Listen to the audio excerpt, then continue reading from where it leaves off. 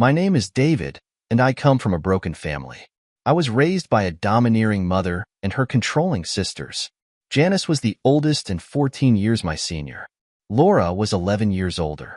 I guess I was a mistake and not planned, and they all blamed my birth for my parents' separation. My dad left home in 1987 when I was 5 and never returned. Throughout my childhood, I was bullied both at school and at home. I just wanted my mother to love me, just a pat on the back and tell me that I belonged. It never happened. I was good at studies and, after trying for years, I dedicated myself to my education. Years passed, and in 1998, I found myself at Weston University in Arlington. I was more than happy to be away from my house. Here, I met Rachel, and even now I can picture her from back then. She was beautiful and so confident. On the other hand, I was shy and introverted. She was in her final year of a creative writing degree, and I was finishing my master's in mechanical engineering and design. Like I said, I was too shy to approach her, and she was never short of attention from men. She was 56 with blonde hair and big green eyes, the type you could get lost in. She had a nice body, but I knew she was out of my league. The guys who chased her were all outgoing and popular. To my surprise, one of her friends got talking to me at a party, and Rachel came over and joined us. I had little experience with women, and I think being humble and bashful made me attractive to her. I managed to build up the courage to ask her out, and we began dating. I am not ashamed to say that she took my virginity, but after around 9 months of dating, I heard a rumor that she had been messing around with other guys. I had no way to prove it and was afraid to confront her. Rachel was a spoiled child. Her parents spoiled her and her sister, Julie. Most of our relationship, I had to put up with her acting like a princess. If she did not get her way, she would create a fuss, and she wouldn't hesitate in creating problems in public, which just caused me embarrassment. My friends couldn't stand her and thought I should get rid of her. But I fell in love, and I had never really experienced that before. When we graduated, we both found jobs and managed to find a flat outside of Arlington. Her family was from there, and I had long since stopped having anything to do with mine. We were married a year later, and the following year we welcomed Sarah to the world, shortly followed by Lily a couple of years later. Rachel loved being a mother, and everything between us seemed great from then on. I got promoted a few times, and then 12 years ago, I started working for more engineering. The increased salary and bonuses helped us to save for a better house. But like most people in the world, 2009 was a bad year. The economic downturn meant that many people lost their jobs. Contracts were harder to win. So we all had to up our game and work longer hours for no extra money. It was at this time, when both the girls were full-time at school, that I realized Rachel was having an affair with some guy from our old university. I was so focused on work that by the time it ended, I was none the wiser about who he was. My best friend Chris thought it was a guy in her class who had moved nearby. I confronted her once about it, and she just laughed in my face and told me to stop being stupid, but I could tell she was lying. The fact that I was able to keep my job and the good salary meant I was in a great position to buy a nice house. Rachel was always on at me to own a house that befitted our status, whatever that meant, but I conceded, as I always did, and we managed to buy a beautiful detached 4-bed house in Arlington. It was a buyer's market at the time, so we got a good price, even though the mortgage was a little steep. One thing I did do that was out of character was to open a new savings account in my name only. I only put my IndoFire bonus in it, and with me being the sole breadwinner and the one responsible for all the finances and banking, I don't think Rachel would have known about it even if I waved the receipts under her nose. In retrospect, this turned out to be one of the best things I could have done. I needed some protection because I was not sure if Rachel planned on dumping me if the old lover ever returned. After the time, everything seemed to go back to a semblance of normality, and the girls were always a top priority for me. I encouraged them in education and made sure I spent plenty of time with them on weekends. In fact, it was me who took them to dance classes, concerts, and the zoo on more occasions than I can remember. Rachel always seemed too busy on her coffee outings with her other spoiled and lazy friends. I rarely socialized with the other husbands, but we seemed to be henpecked and under the thumb to varying degrees. My friends used to sing Under My Thumb by the Rolling Stones to me when I had to cancel plans in favor of whatever Rachel wanted to do. Even at work, the guys on the factory floor would make comments about my marital situation, especially Rachel's control over me. It was only a few months ago that it all came to a head. Lily had just left for university, and for the first time in 18 years, Rachel and I were alone. Both the girls were attending our old alma mater, and as I finished unpacking Lily's belongings into the apartment she would be sharing with her sister, she turned to me and asked why I was even with their mother. I was gobsmacked, as she was always such a quiet girl like her old dad. "I heard she's messing around with Aaron from your company," she said. I can remember the tears in her eyes even now as she spoke. It was news to me, but I was not surprised. All these years, I could have investigated her affairs and never did, for fear of breaking up the family and my girls suffering for it and resenting me like my sisters did my dad. I allowed her to cuckold me because the alternative did not bear thinking about. I still loved her, but I loved what we had created even more. This news did a number of things to me. Firstly, I realized for the first time the level of animosity felt by my girls towards their mother was far greater than I could ever have imagined. They loved and respected me, but I knew they were disappointed I hadn't taken a tougher stance with Rachel. Secondly, it brought up old feelings I felt towards the women in my life whilst growing up and how that contributed to my weaknesses. Finally, I realized at work I was being talked about and laughed at openly by the staff, and most noticeably by Aaron, who just happened to be the nephew of the owner and the man cuckolding me. I did not know what to do, but I knew I couldn't go on allowing this, especially now my youngest daughter was aware of the ridicule I was receiving at the hands of Rachel. I knew I had to confront her. My heart was racing as I was sitting at the kitchen table, waiting for Rachel to return home. When she finally appeared, I found I was unable to speak. Again, she just looked at me in a way I can only describe as apathy and with contempt. She said nothing to me as she emptied her bags into the cupboards. Finally, I spoke. "Are you having an affair, Rachel?" She turned to face me, slightly blushing but with no hesitation. She replied, "I wouldn't call it an affair, darling." I was shocked and sickened by her admission, and yet waited silently in anticipation of her explanation of how messing with another man was not classed as an affair. "You are a wonderful man, David. You're a great provider, and you're my best friend. But there are things you can't provide me, and am not ashamed to say I want it all," she said bluntly and openly. "So that means you're cheating on me," I said, dismayed by her brazen approach to infidelity. "Only my body," she said, "not my heart or my mind, David. That belongs to you." My head was spinning, and my stomach was in knots. The sheer unabashed cheek of what she was saying left me speechless.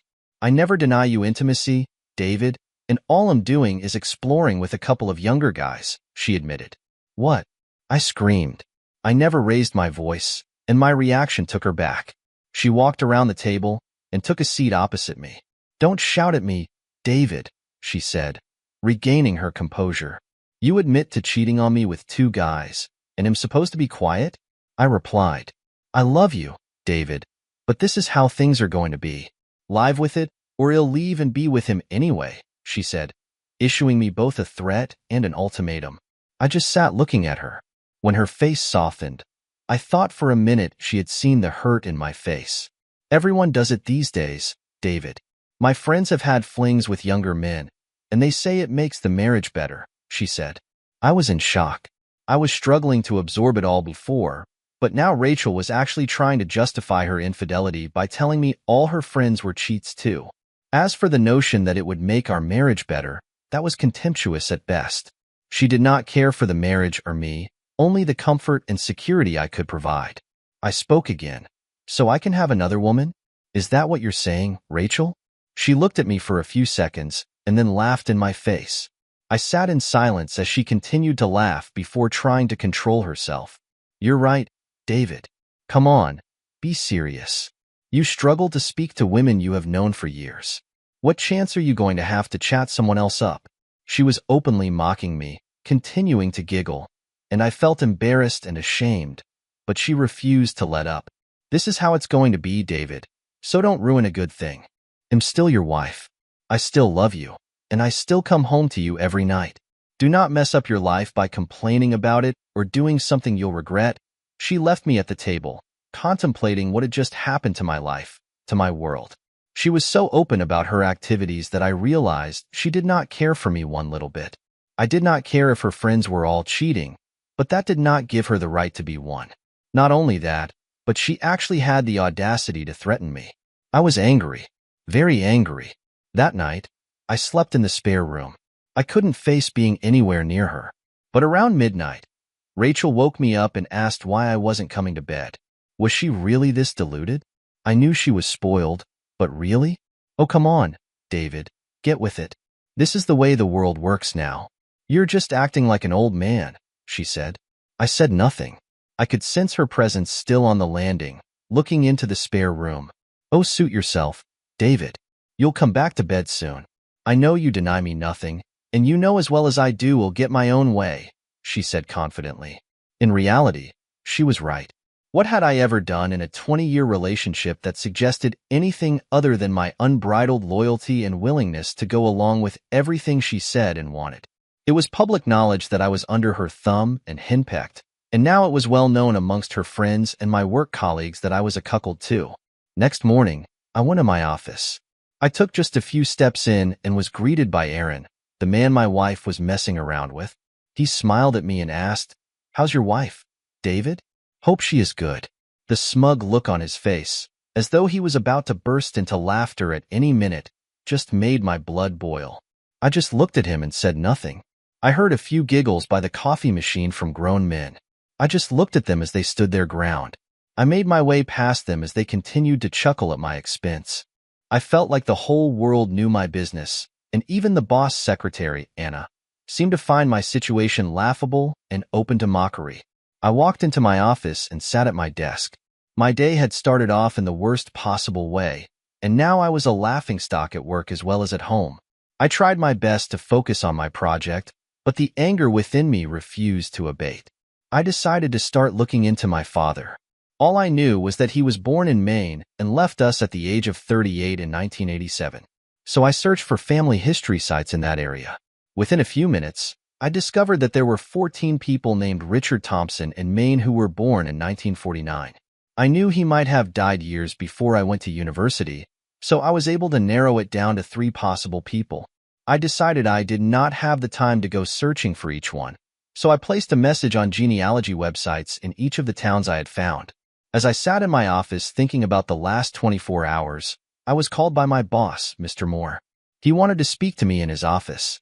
Now, Mr. Moore was a successful and wealthy man, but at 60, he had been married 3 times. He was a cheater and a bully. He is one of those power-mad types who commands respect but gives none in return. Many times in the past, I had thought about quitting, but he always convinced me to stay, and the money was the best in this area. One thing I didn't know about him was that he was messing around with his secretary, Anna, behind his 3rd wife's back. "Now, I hear these rumors about your wife playing around on you, David," he said bluntly. "With your nephew." I snapped back. "Well, yes, he's a cad, that boy. It runs in the family," he said laughing as I remained silent. "But that's what I want to talk to you about. I don't want this to affect the business, and family comes first after that, David. So if you have a problem, it will be you who will have to leave the company. Is that understood?" He was talking to me like an old schoolteacher punishing a child. I bit my lip as his eager secretary, Anna, hovered by the door. She was no doubt collecting some information to spread to her friends on the factory floor. As I turned to leave, I wondered why a young woman like her would lower herself to the depths of having relations with a dirty old man like Mr. Moore. As I passed her, I heard snickering again.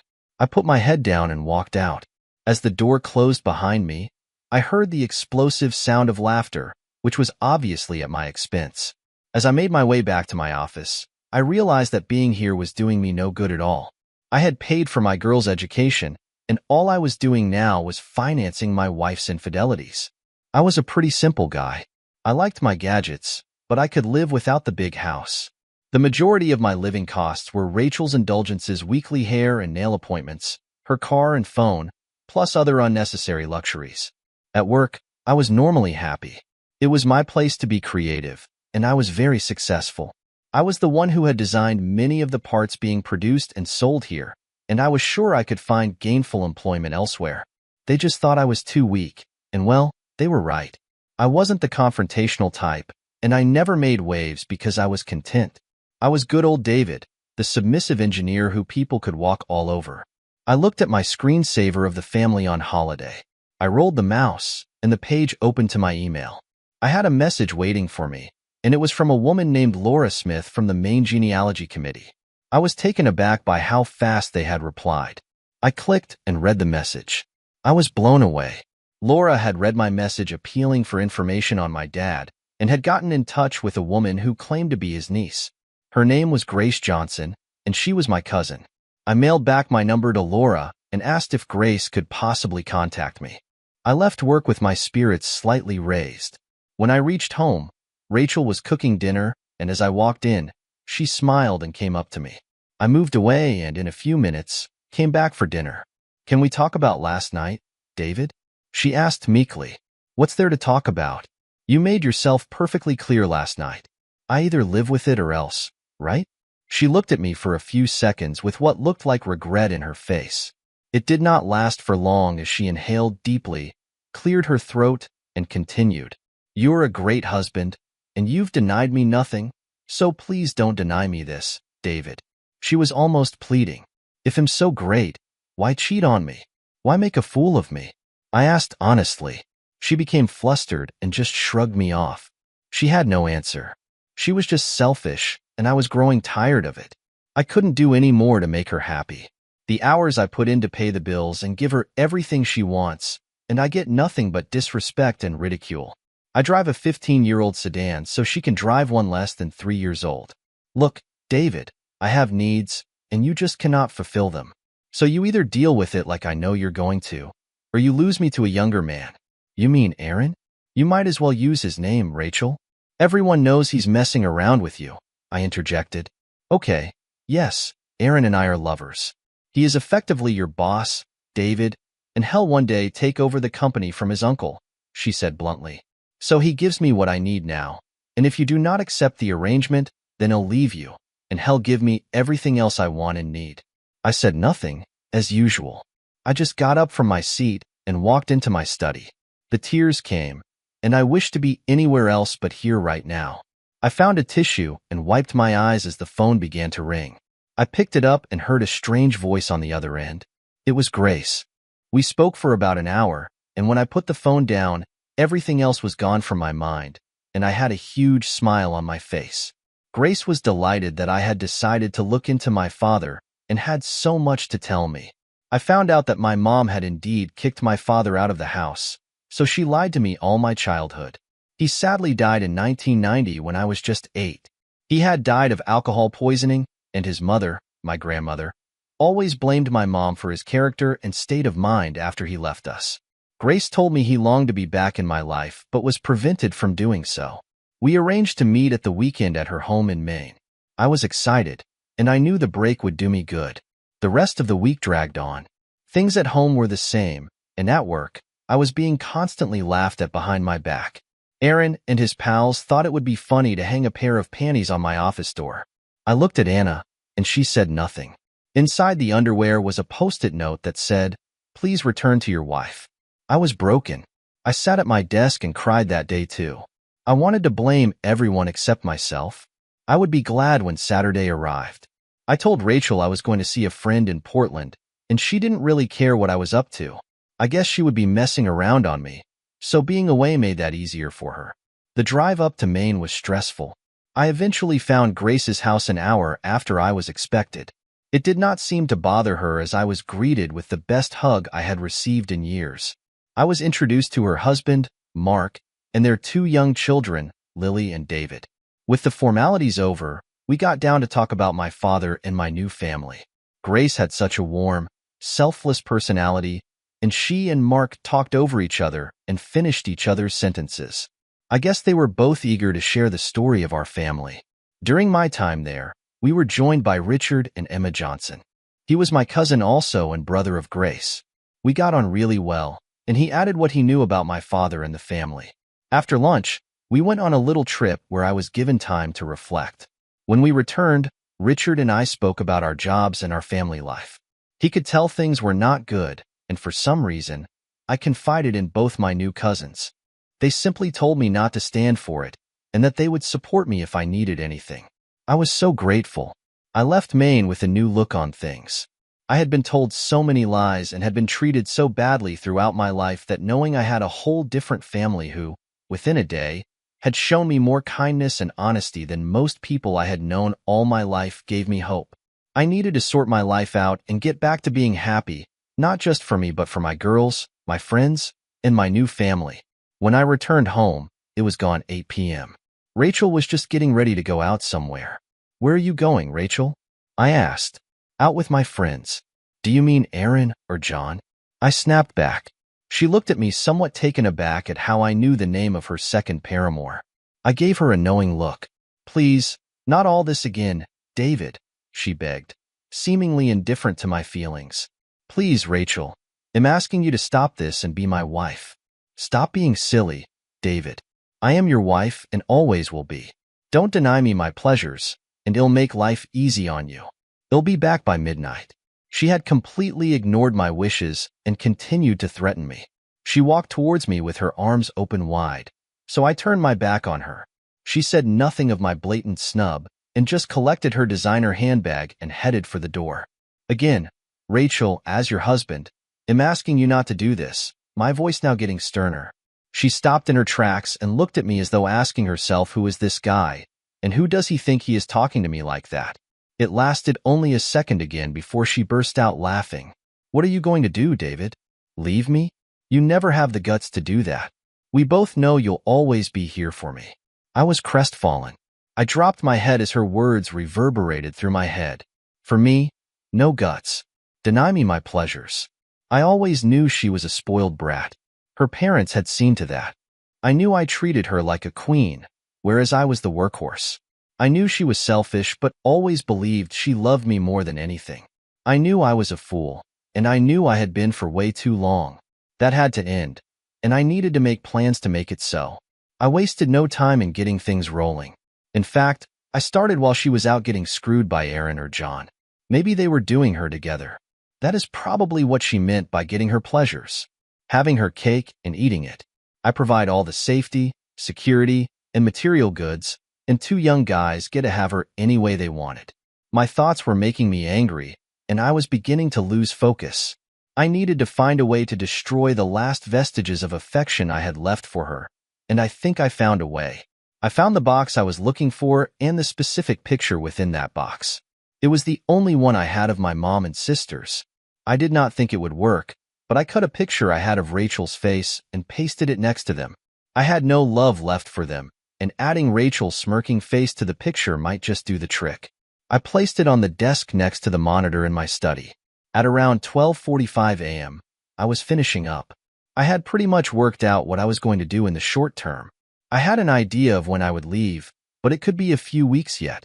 I had the time because it was not like Rachel was expecting me to go.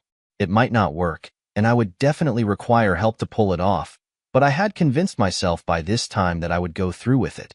I heard someone stumbling through the door, and as I got up to look out of the window, I saw Erin's car pull away. I heard her climb the stairs, so I quickly wiped my history. In the future, I would have to use incognito mode. I waited until she went into our bedroom before going down the stairs to make myself a coffee. I sat on the sofa and pondered my future away from here, and to be honest, without my daughters being here, I knew it wouldn't be too bad. I thought I would try and move closer to them. Monday morning, I walked into work clear that I would not be lifting a finger anymore. Mr. Moore could sack me for all I care. I walked to my office, oblivious to any of the snickering or comments being made about me. I managed to arrange a meeting with the bank for 1 p.m. and took the time before to work out my finances and preparation.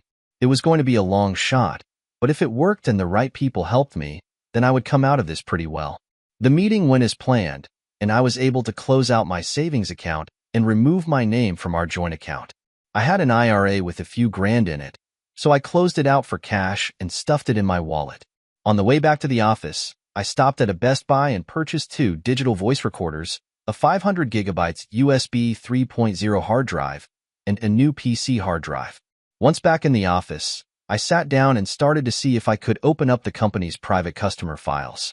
I had seen them briefly before in Mr. Moore's office, so I knew they existed, but I needed his password. It took me no more than an hour to crack it. Ironically, his wife's name was the username.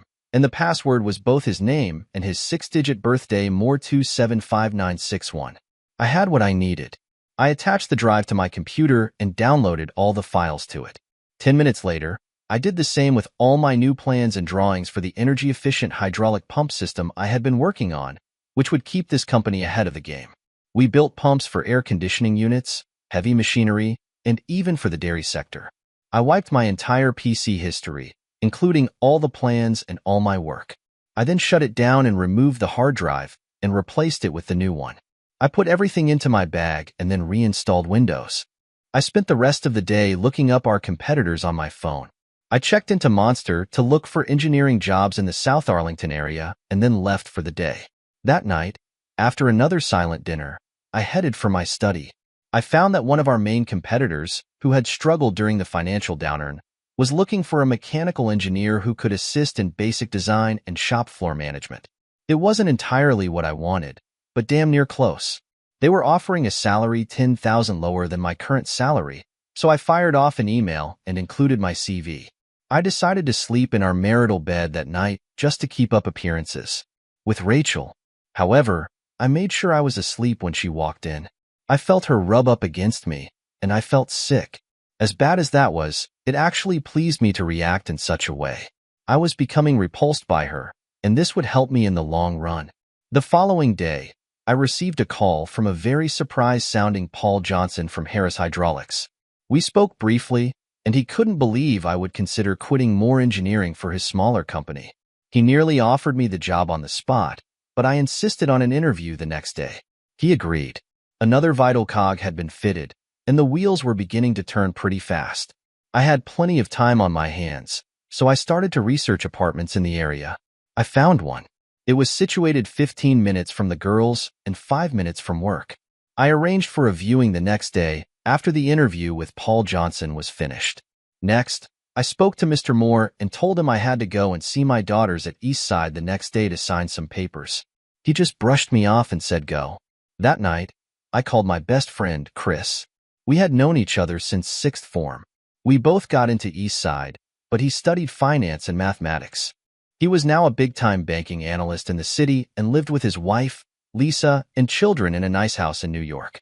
Best of all, he and his wife loathed Rachel, which meant we rarely socialized with each other as couples.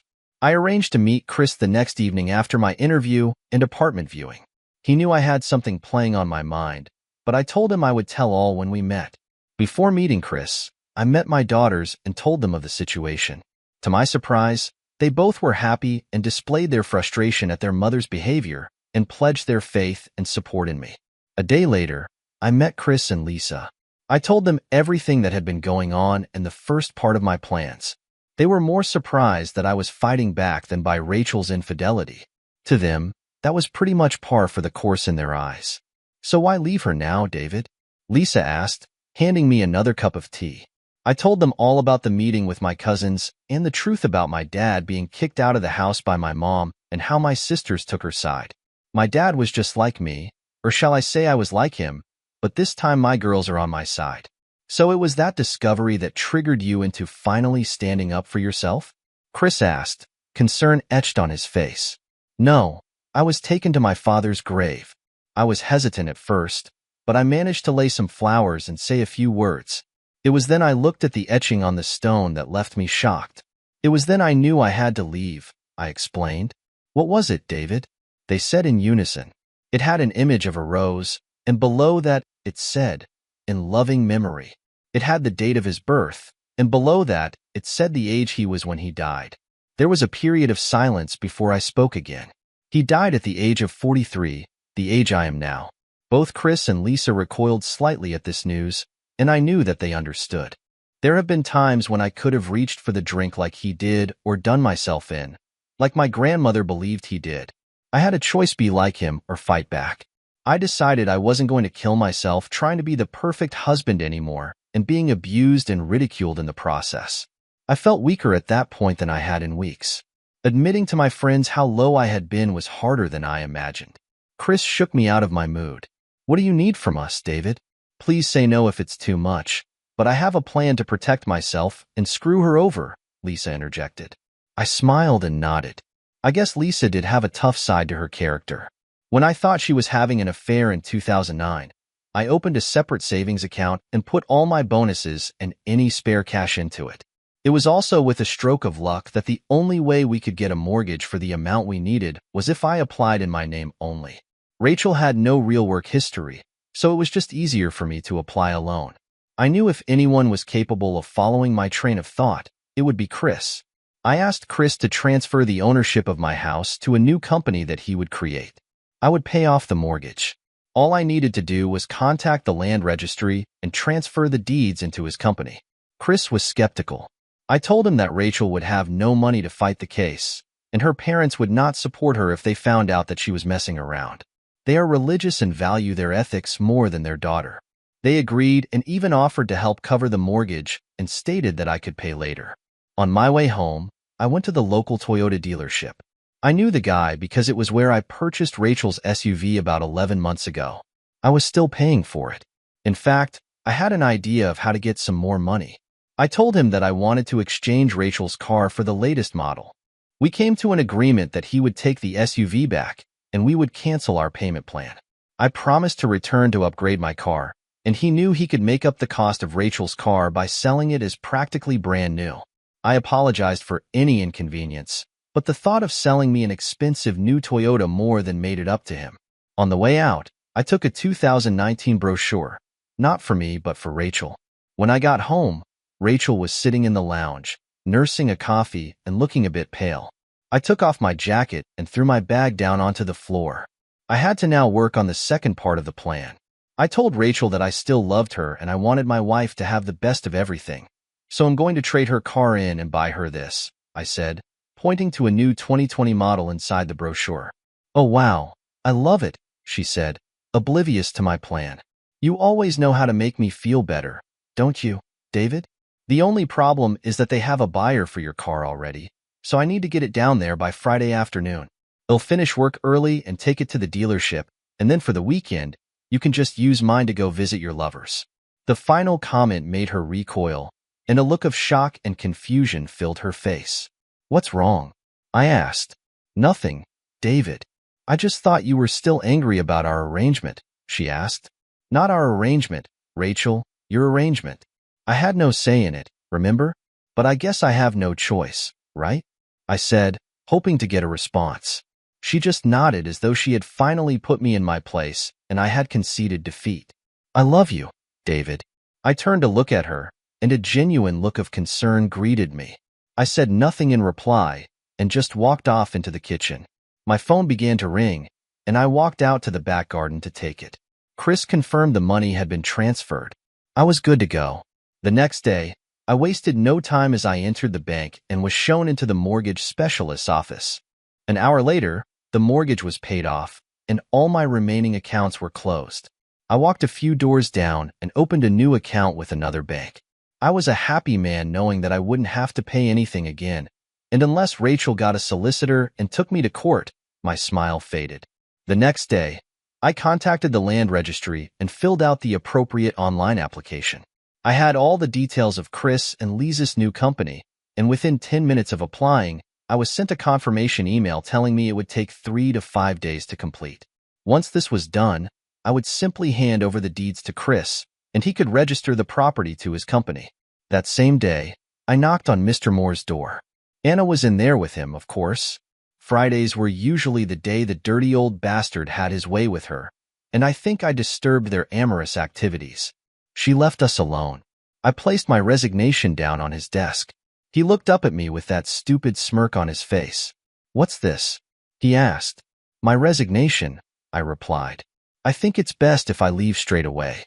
I'm sure with the situation regarding our families, I doubt you want me here too long. He looked dumbstruck. I'd be grateful if you can get my P45 ready by Monday, and please don't mention this to anyone. The wife doesn't know, I said brashly. You can't do this. We need you, he said pathetically. Not as much as you need your nephew, apparently. He'll be in on Monday to collect the last of my things. I pretended to drop a pin from my pocket, and when I bent down, I removed the digital recorder from my sock. I had managed to construct a pin to it, and as I stood back up, I hit record and pushed it up under the seat and into the wooden frame. If that's all, Mr. Moore, I have things to do. Okay, David, but don't come crawling back when you're skint. Your money is the only thing keeping that cheating wife of yours with you. Do you realize that?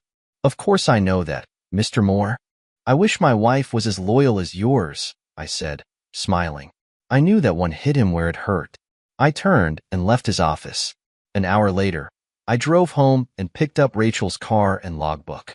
I drove to the dealership and dropped off her car. Thankfully, John Reeves offered to drive me home, and I gladly accepted. When I got home that night, Rachel was sitting at the kitchen table with big red bags under her eyes. I knew she had been crying. I asked her what happened, and she reluctantly told me that she got an infection. I laughed. Did I laugh? And she just glared at me. Well, just take the drugs, and soon enough you will be back on your back. Oops, I mean feet. If looks could kill, I would be dead already. I slept well that night for the first time in months. Of course, I slept in the spare room. Saturday morning, and I was feeling great. The good night's sleep definitely helped me, and I went into our bedroom and woke Rachel in bed to tell her I was going to give her some space to rest and recover. You think him disgusting, don't you? She said. I said nothing, and suddenly the tears began to flow down her cheeks. I just want you to get better, that's all. Oh, David, I do love you so much. I think I've messed up big time. At first, I felt bad for her, but it disappeared even quicker than I thought it would. That shocked me a little. I realized that I had lost all love for the woman I have been married to for 22 years. Could it really disappear that quickly? Obviously, it could because I was done, and her situation did nothing to slow me down. I left the room after saying nothing. I got into my car and drove away happily.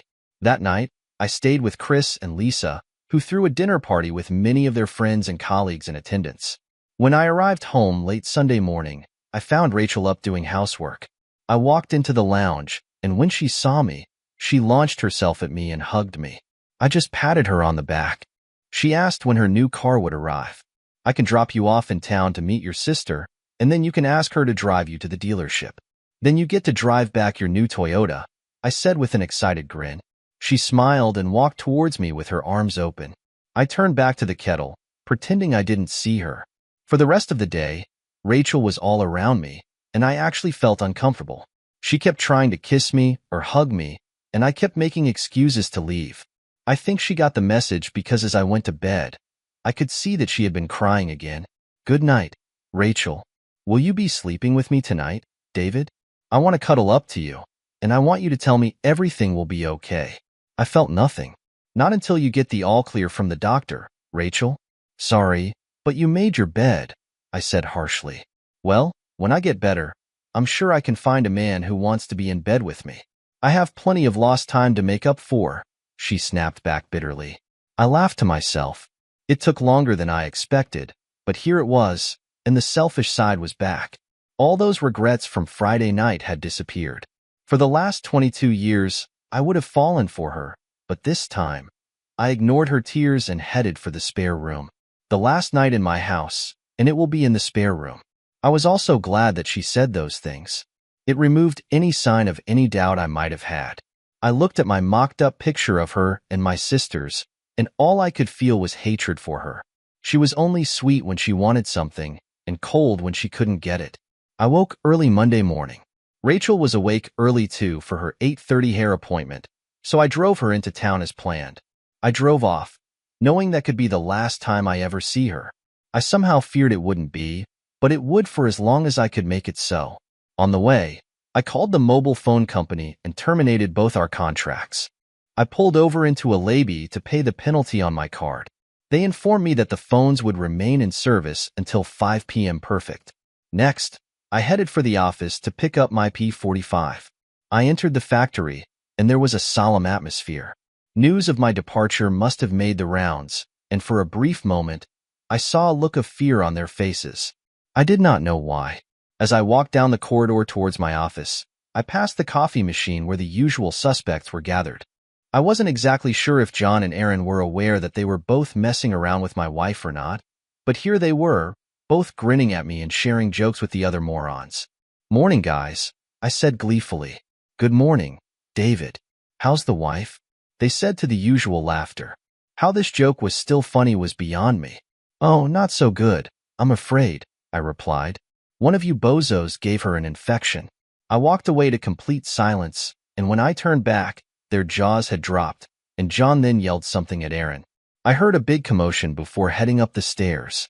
Anna saw me approaching and gave me a half-smile before putting her head down. Maybe now I was getting some respect. Mr. Moore was soon at the door before I could knock. I have what you want, so take it and get out. Maybe that respect thing was in my imagination. I entered his office and sat down. I reached under the chair and surreptitiously put the recorder into my pocket. I knew he would have given Anna his weekly Friday stuffing, and now I had it all on the recorder. So do you have another job lined up, David? He snapped. I ignored him at first, but thought I would give him what he wanted. No, nothing. A big smile grew on his face, and he probably thought I would come crawling back to him soon enough. So, do I get my final month's pay and EndoFire bonus now, Mr. Moore? I asked. He burst out laughing as Anna walked in with my P45. What's so funny? She asked. David here just asked for his bonus and pay. That's hilarious, Mr. Moore said. Anna joined him in laughing at me. I thought, why not? So I joined in. This made them stop and look at me like I had gone mad. Why are you laughing, David? Anna asked. I don't know, Anna. Why do you let this old bastard screw you every week? I said as my laughter grew louder. They froze as her eyes grew wide, and Mr. Moore began to turn red with anger. I bet Mommy and Daddy are proud of their little daughter. She dropped my paperwork on the floor and ran out of the room in tears. You bastard, Mr. Moore said. Get the hell out of my office and out of my company before I get the boys to drag you out by your ears. I laughed as I walked out and into my office to collect the last of my things. I was still laughing to myself as I pulled up to my house. I got out and dropped the back seats. I opened the boot and went inside the house. I walked around the house thinking about what I wanted to take with me. I had a few Romero Brito artworks, so I took them down and wrapped them in some plastic I had found in the garage. I packed them into my car and continued around the house collecting things. Finally, I went upstairs and emptied my wardrobe. I took all my paperwork from the safe, including the girls' birth certificates and my wedding certificate. I found a loft ladder and went up and found all my old stuff. My degree and the family photos were all up there. I went into the master bedroom and took all the jewelry I had bought Rachel over the years. It must have been over $15,000 worth. Then I took all the handbags, shoes, and expensive coats I had bought too. In fact, the whole damn wardrobe was purchased by me, so I took the lot. I was always the responsible one, so I had receipts for nearly everything for insurance purposes. It would serve me well when I came to sell it all. When I was done packing, I realized I would need a TV, so I took that too, along with my movie collection and the Blu-ray player, of course. By now, my car was way too full. I thought I could lose all of Rachel's clothes and a few more items I really didn't need, including some of my old clothes. I knew I would require a new wardrobe, and the girls would jump at the chance to help me out with that. I found all the best pictures of me and the girls and packed them into the car. I was in no real rush because Rachel wasn't going to be back until after 2 p.m. I made a cup of tea and took 5 minutes. Well, you have to have a cup of tea. It's in the Magna Carta, I think. I picked up my phone and called the TV company and canceled the satellite phone and internet. I called the gas and water companies to cancel the utilities. It would take a few days, but I did not care. I returned to the bedroom and sat on the bed when I noticed something that gave me an idea, one that scared even me. It was sat at the top of the wardrobe in a dusty old box. It was Rachel's wedding dress. She loved it probably more than me. I took it down and then found amongst the box of photographs on the bed our wedding album. I grabbed the duvet cover and snatched everything up and headed towards the garden. When I was outside, I walked to the middle of the garden and dumped everything into a pile. I added all of Rachel's clothes and her belongings that I knew I couldn't sell. I made sure I left her underwear alone because, well, I did not want to catch anything. I went in my car and closed all the doors up. I was ready to go, and looking at my watch, it was only 1:45 p.m. So I called up Paul Johnson and told him I could drop off my P45 later that night with the night shift. That way, I could start work fresh tomorrow morning. He sounded delighted, and I told him I was already working on plans to win him new customers and improve the hydraulic pumps that would make him super competitive in the market. I think he could feel my enthusiasm, and I hoped as I ended the call that I had made his day. It was now 2 p.m., and I sat waiting for the call. I found some paint thinners in the garage and walked out into the garden and poured it all over the wedding dress. I was about to light the fire when my phone rang. "Hello," I said calmly. "What is going on, David?" Rachel screamed down the phone. "Whatever do you mean, Rachel?" I asked sarcastically. "Don't play dumb, David," she continued. "Calm down, Rachel. What's going on?" There was silence, and I could hear her breathing heavily. I could also hear what sounded like her sister in the background. "They told me you have not bought me a new car but sold mine instead." "Oh yes, did I forget to tell you that?" I said. "What are you talking about, David? What's going on?" She started to sound panicked. "Well, from now on, if you want a car, you can pay for it yourself," I said, trying to remain as calm as I could. My heart was racing. "What?" she yelled. "I don't understand, David," she said meekly and sounding very confused. "You heard me. Just fine, Rachel. You want it, you can buy it. Now, if you will excuse me, I need to tidy up the kitchen. Is this some kind of sick joke?" I said nothing. "We will talk about this when I get home, David." "I'm not happy about being pranked," she screamed again. I remained silent. I could hear her out of breath as though she was walking at pace to her sister's car. The slamming door confirmed it. I knew she was on her way. In her state, she could convince her sister to be here in 5 minutes. David, David, David. "Yes," I replied almost too calmly. "Did you say you were in our kitchen?" she asked, suddenly realizing what I had said. "Yes." "Why are you not at work?" she asked. I said nothing. "David, David, David." She was now breathless, and I could hear the panic and confusion in her voice. I put the phone down as she continued screaming my name. I walked outside, struck a match, and lit the pile. Our past went up in flames as I walked away. I took our marriage certificate from my pocket, tore it into pieces, and left it on the kitchen table along with a single photograph of us all on holiday in Disneyland. It was a great time with many happy memories. I wondered if she thought so too. I got into my car and drove away. As I got to the end of the street, I could see in my rearview mirror Rachel and her sister pulling up to the house. Neither of them looked up. They just ran into the house. I switched my phone off, smiled, and pulled away. I was in Portland by 4 p.m. and decided I had time to visit a local phone shop and set up a new mobile phone contract. I also managed to catch the administration team at work to process my P45, and I met Freya, my new secretary. She was pretty young but held herself very professionally, a complete contrast to Anna. I made my way back to my new apartment, which was completely empty.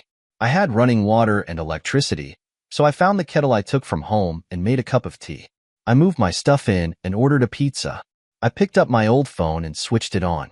The service had been terminated. I smiled to myself, knowing that Rachel was now without a phone too, and that should give the girls some breathing space before I get to speak to them.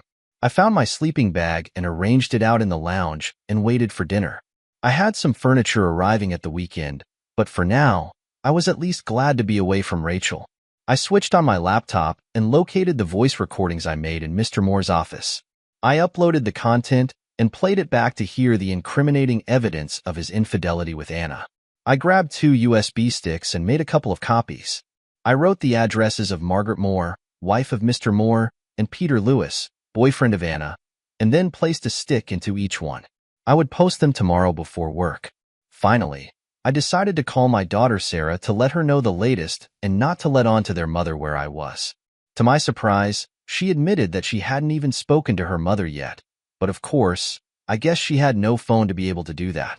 In the week that followed, I managed to get my apartment furnished and wasted no time at work in contacting customers of Moore Engineering and convincing them to switch to Harris Hydraulics. They saw what we were offering and jumped ship very quickly. A couple decided to stay with Mr. Moore, but the majority hated the guy but tolerated him because of the superior products we offered. I knew it wouldn't take long for Mr. Moore to find out why his business was losing customers, but I really did not care. I also knew that with all the utilities now cut off at my old home, Rachel would realize I was not coming back. There is no way she could afford the bills. so I knew it was safe for Chris to start the sales process. Lisa delighted in being the one to get the ball rolling, and by the end of the week, the signs were up. It was at this time I was contacted by Lily. Apparently, Rachel had moved into her parents' house, and they were not happy that their little princess was a cheat. Rachel was after my blood, of course, and livid by what I had done to her. Strangely, I found that hugely satisfying but knew this was not the end to it. By the weekend, I was invited to another dinner party at Chris and Lisa's house. The dinner was a complete success, and I found myself completely relaxed for the first time since I planned to escape Rachel. Sunday morning brought good news. After only a week on the market, I had received 2 serious offers.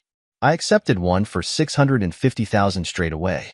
I knew it could be some time before it completed, but I made arrangements for the money. Once it was finalized, I would set up savings accounts in the girls' names and then ask Chris to spread the rest amongst numerous investment funds. I would also pay him back and take a chunk in cash to keep in my home safe. I still felt the need to protect myself. As another week passed, I was delighted to find out from Chris that the sale could be very quick. I contacted a removal company and instructed them to empty my old house. The girls called their mother and asked her if she wanted anything, and she was now even angrier and threatening. I promised the girls that it would soon all be over. On Tuesday morning, I was talking to one of our new clients who had been in a meeting with Mr. Moore over a possible renewal of a supply contract. He had told Mr. Moore that he would be moving to Harris Hydraulics, and Mr. Moore was not surprised. He had found out that Moore Engineering had to cut 50 of its staff due to loss of work. He also informed me that Mrs. Moore was divorcing Mr. Moore for adultery.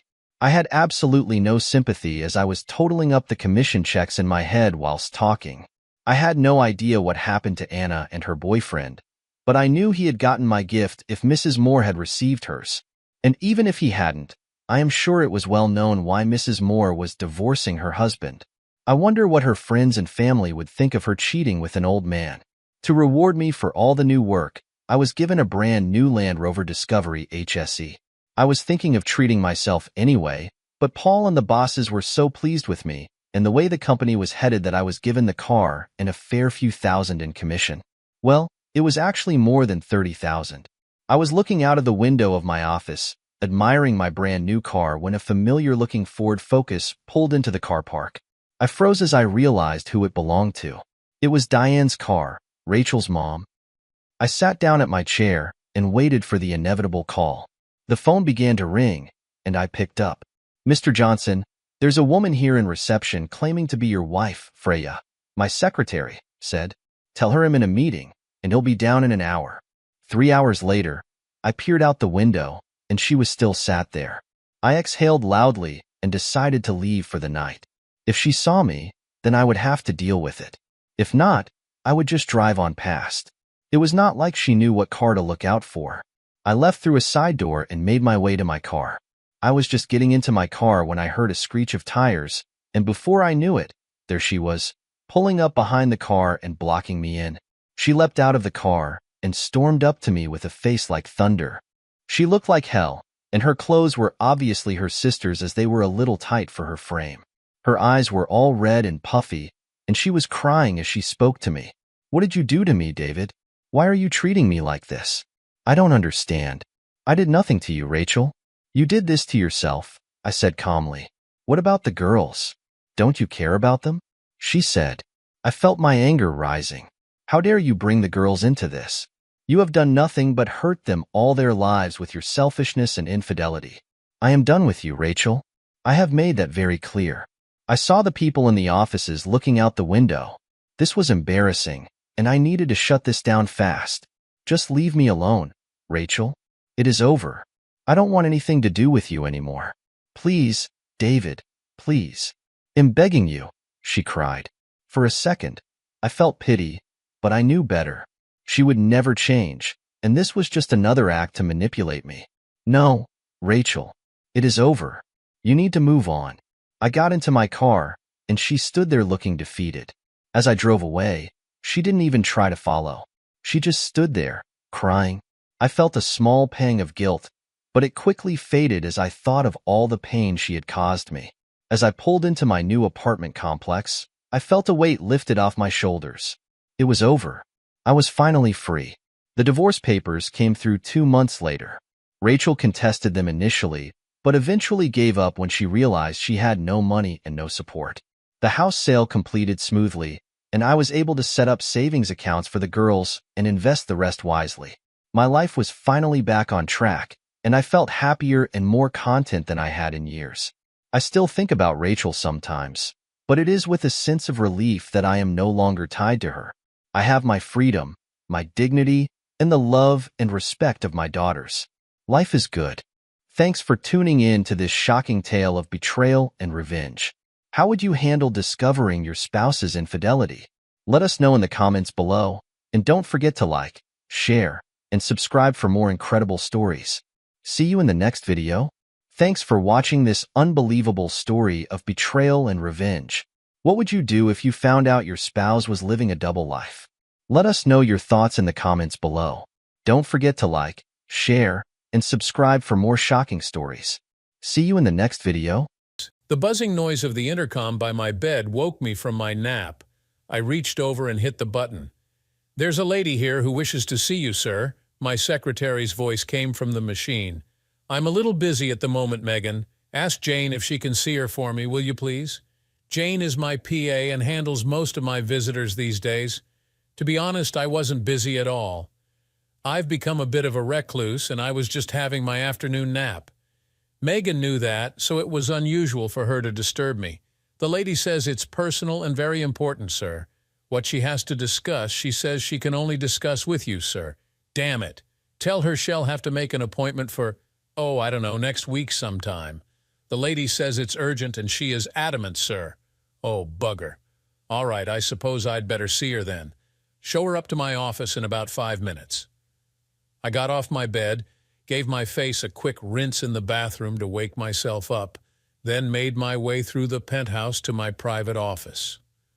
I looked out of the window at the view over the city below. Damn, I hate this place. I hate everything about it.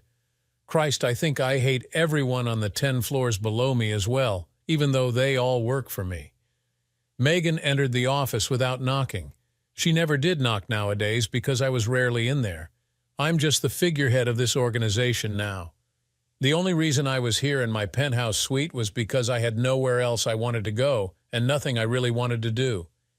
The very nice-looking young lady Megan was supposed to be showing in strode past her into the office in an officious manner, but I think the sudden grandeur she found herself in took her by surprise and knocked the wind out of her sails. I could see she was unused to and uncomfortable with the environment she suddenly found herself in. "Are you Mr. Michael Thompson?" she asked before Megan had time to make her official introductions. "That's me. My name's Rachel Bennett, and I'm with Willow Social Services. I'm not sure, but I think I was supposed to be cowed by her statement. And what can I do for you, miss? Or is it Mrs. Bennett from Willow Social Services? Please call me Rachel. We try not to be too formal." I could see confusion in her face now. I think I was not what she had been expecting, nor were the surroundings she found herself in. This woman was used to dealing with folks on the other end of the financial spectrum, and she appeared to be totally out of her depth here with me. "Very well, Rachel, you may call me Michael. Now, what can I do for you?" "Oh, excuse me. Okay, Megan. You can leave Miss Bennett with me, thank you." Megan, with a curious look on her face and a wink of her eye, turned and left the office, closing the door behind her. Well, my visitor was quite beautiful, and the gold diggers had used some very interesting ways to get to me in the past. "Mr. Thompson, Michael, I'm sorry, Michael. I'm with Social Services in Willow. You have said that more than once already. Now please tell me how I can help you." "There is, where do I start?" she said, looking around the room. The splendor of the place was obviously not what she had expected at all. "Look, I've got a case on my hands. There are 2 children involved and a mother who attempted suicide. Maybe it would be better if you read this note. It was found beside the mother." She handed me an envelope containing the note, only it was more of a letter than a note. I sat back in my big swivel chair and opened it. "My dearest Michael," the first line said, and damn, I immediately knew whom it was from. My memory jumped back 10 years to when my once happy life came to a sudden end. As I remember it, I was having one hell of a bloody morning. A water main had burst on Elm Street, and the whole damned area had gridlocked as folks tried to find their way around the closed road. I was almost an hour and a half late when I tried to sneak into my office unnoticed. It was the second time that week that my journey to work had been a bloody nightmare. As I entered my office, Nancy, my secretary, well, she wasn't really mine, she looked after 3 or 4 of us, greeted me. "Michael, where the hell have you been, and why haven't you got your mobile switched on?" Oh, I must have forgotten to charge the bloody thing last night, I thought. That was becoming a habit of mine lately, too damn tired to think straight when I got home in the evenings. "Jack Davis has been looking for you since 8:30. He's got a real bee in his bonnet over something. You'd better get your ass up there pretty smartly." Bugger, that's all I needed. That pompous little ass on his high horse since his father retired. That little prick and his brother think they're God's gift to the bloody industry. The truth is, he has no idea how to negotiate a contract or keep the customers happy. I was wondering whom the little bugger had upset now. "Oh, Michael, thank goodness you've turned up. I've been trying to track you down all morning. You've really got to do something about your punctuality, you know," Jack Davis said as I entered his office. "Well, if you hadn't moved the bleeding office from Willow into Easton, I wouldn't have to sit in bleeding traffic jams every bloody morning and evening, you little trumpet-up asshole," my mind was thinking. I wondered why the hell I didn't have the nerve to say that to the little prick. We all think these things, don't we? "Sorry, Jack. There was a burst water main on Elm Street. Well, I got here on time." "Of course you did, you little shit. You've got an expensive town flat paid for by the company and just a couple of blocks away that you stay in during the bleeding week with that little tart that your wife doesn't know about to keep you warm at night. Anyway, something's gone wrong with the Martin job. They're late on delivery again. I need you to fly out there and talk some sense into Martin's board. You know, pour some oil on the water. They're threatening to take their contract elsewhere again. You know, if that happens, heads will roll, not only here but at the plant as well. You've sweet-talked Martin around before. I'm sure you can do it again. And just why aren't you going yourself? I thought, while you're at it, take the other pile of shit, your brother David, with you. Between the pair of you, you're killing this bloody company. If your old man knew how you two were screwing things up here, he'd be turning in his bloody grave. Once again, we think these things, don't we? I really wished I could think of a good reason why I wasn't saying them. But then if I did, I'd be out on my ear, wouldn't I? I'll give Simon Martin a call. I'm sure he'll come around. We've been doing business with him for years. No, you're flying out there on the 1100 flight. Old man Martin has retired, and his nephew Paul Martin has taken over as chairman of the company. Neither David nor I can go. We've both got a very full calendar this week. An 1100 flight? There's no way I can make it. I've got to get home and pack first, and besides, I'm supposed to be taking Emily to the theater this evening. She's been on at me to take her for months. Well, you'll have to take her some other time. Don't worry, the company will reimburse you for the tickets. The play finishes its run on Saturday night. Emily's been driving me nuts to take her for weeks, but I've been so tied up getting the Carter contract sorted out, I haven't been getting home until far too late in the evenings to go. I figured that now that Carter contract's signed and out the way, my evenings would be free for a few weeks at least.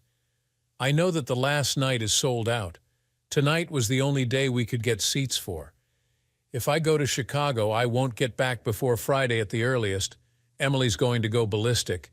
Then she'll have to go with a friend or something then, won't she? Emily knows as well as anyone that the company needs the Martin work. It's nearly half our turnover. You better call her at the factory and get her to go home and pack your bag for you. You'll never get home and then back to the airport in time from here. Run along now. We can't afford to have you miss that flight. Cheeky little shit, I thought as I left his office. I'd started working for Henry Davis straight from college. It had been a pretty small concern when I joined the staff, Davis and Sons Machine Tools. Henry Davis had got in on the ground floor some years back. Maggie Thatcher declared that industry had to stand on its own feet, and the banks started calling in company overdrafts. Starved of working capital, British engineering firms went to the wall in droves. Henry Davis was one of the vultures who bought up all the redundant plant and machinery. He reconditioned it in his own little factory and sold it on at ridiculous profits to companies all over the developing world. Henry Davis was a typical dyed-in-the-wool conservative. Mine, I think there was a lot of the profits that somehow disappeared into offshore accounts. It wouldn't do for a good Tory to pay too many taxes now, would it? Once the bankruptcy started to become a little thin on the ground, Henry Davis changed the modus operandi of the company. He became an agent for companies who wanted to sell machine tools into Europe. Simple, really. The machinery was imported into the country in pieces, then assembled and delivered to anywhere in the EEC. Things went well for the company until the two brothers were old enough to join the firm. Unfortunately, Henry's two sons, who had both been to university, were trying to run things on the just-in-time principle. Great on a production line, but it left no time for sorting out the problems that often showed up in our business. Parts coming in from all over the world could be delayed for 1,001 reasons. Luckily, most of our clients were quite aware of those problems, but if the brothers would just leave a few days' grace when they quoted delivery dates, we wouldn't have half the problem with them that we were having. It always seemed obvious to me, tell the customer they can have it in 3 weeks. Then later tell them you can deliver 5 days earlier, they're happy. Tell them they can have it in 2 weeks and deliver a week late, they're pissed off. Never promise what you can't deliver. I couldn't really understand why Jack was insisting I fly out to Chicago. The brothers had negotiated the latest contract with Martin's. They should be the ones to put things right. But I knew how it was going to look to the board if it all went pear-shaped. I was the mug who was going to take the can on this one. When I got back to my office, I called Emily's office at the Willow factory. Yeah, Emily worked for Davis & Sons as well. That's what Jack had been alluding to.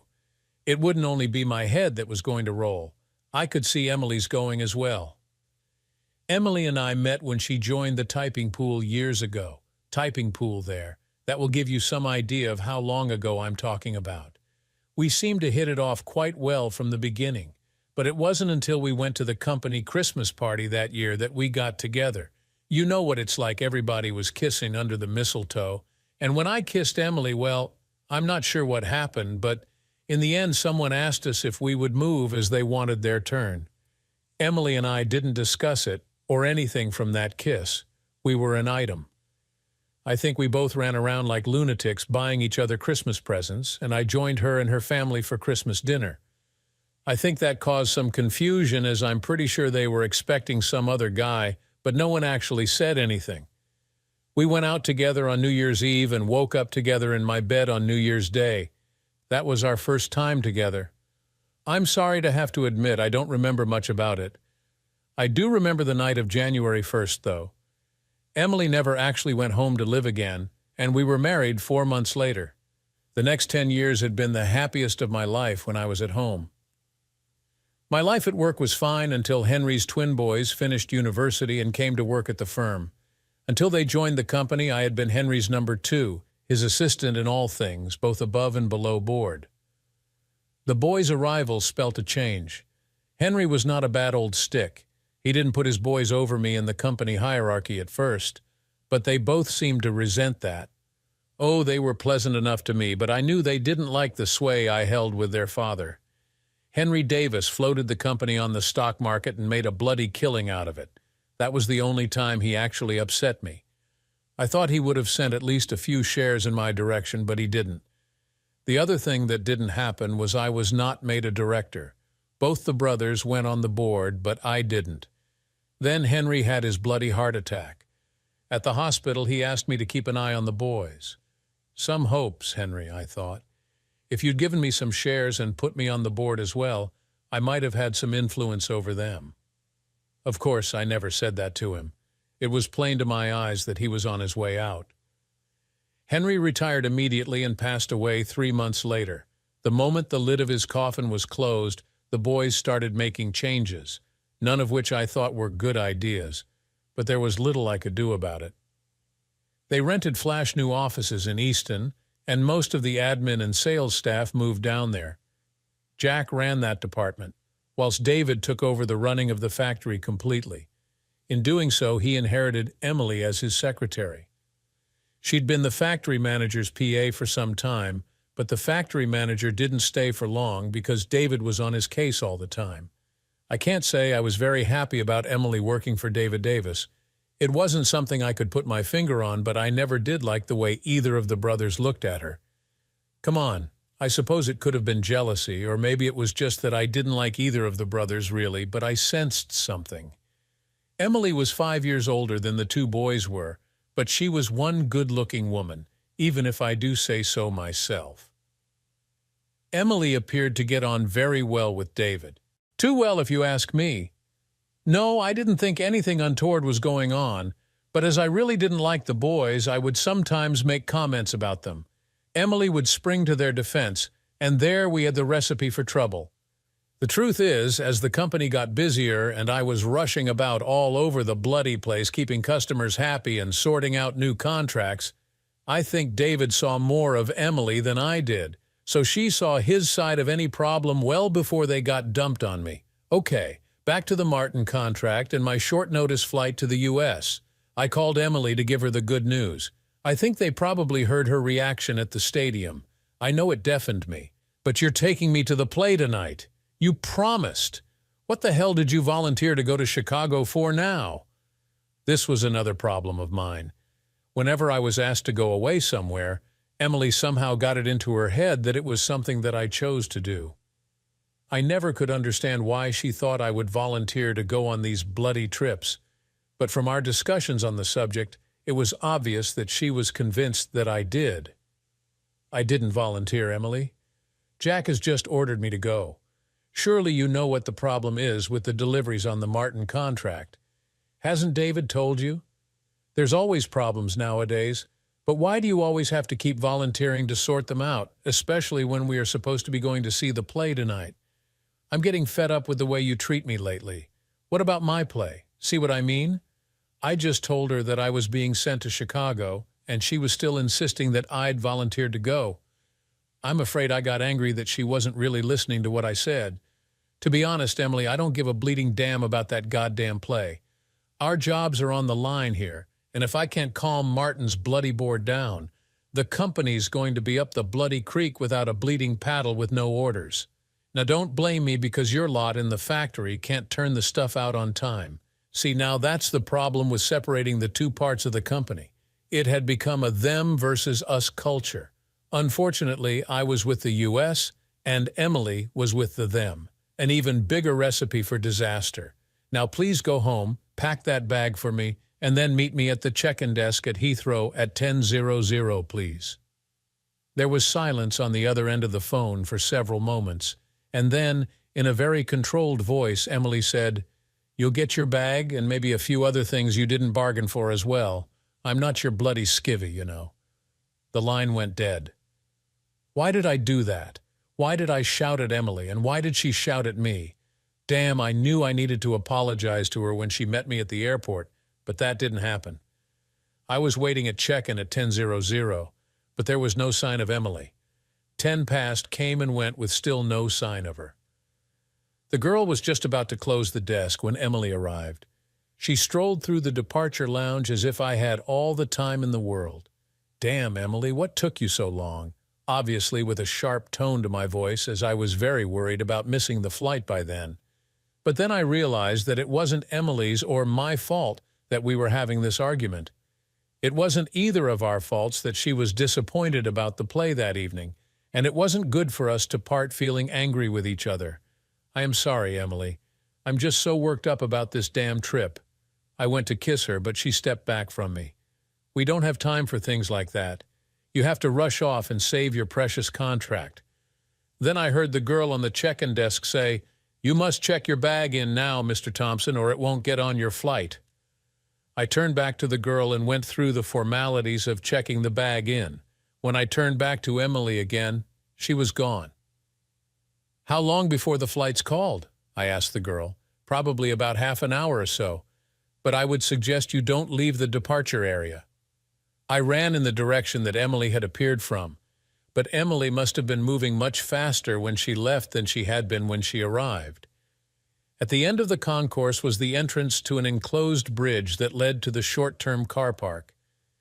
I was halfway across the bridge when, out of the corner of my eye, I caught sight of the bright yellow Ferrari exiting the car park on the ground level below.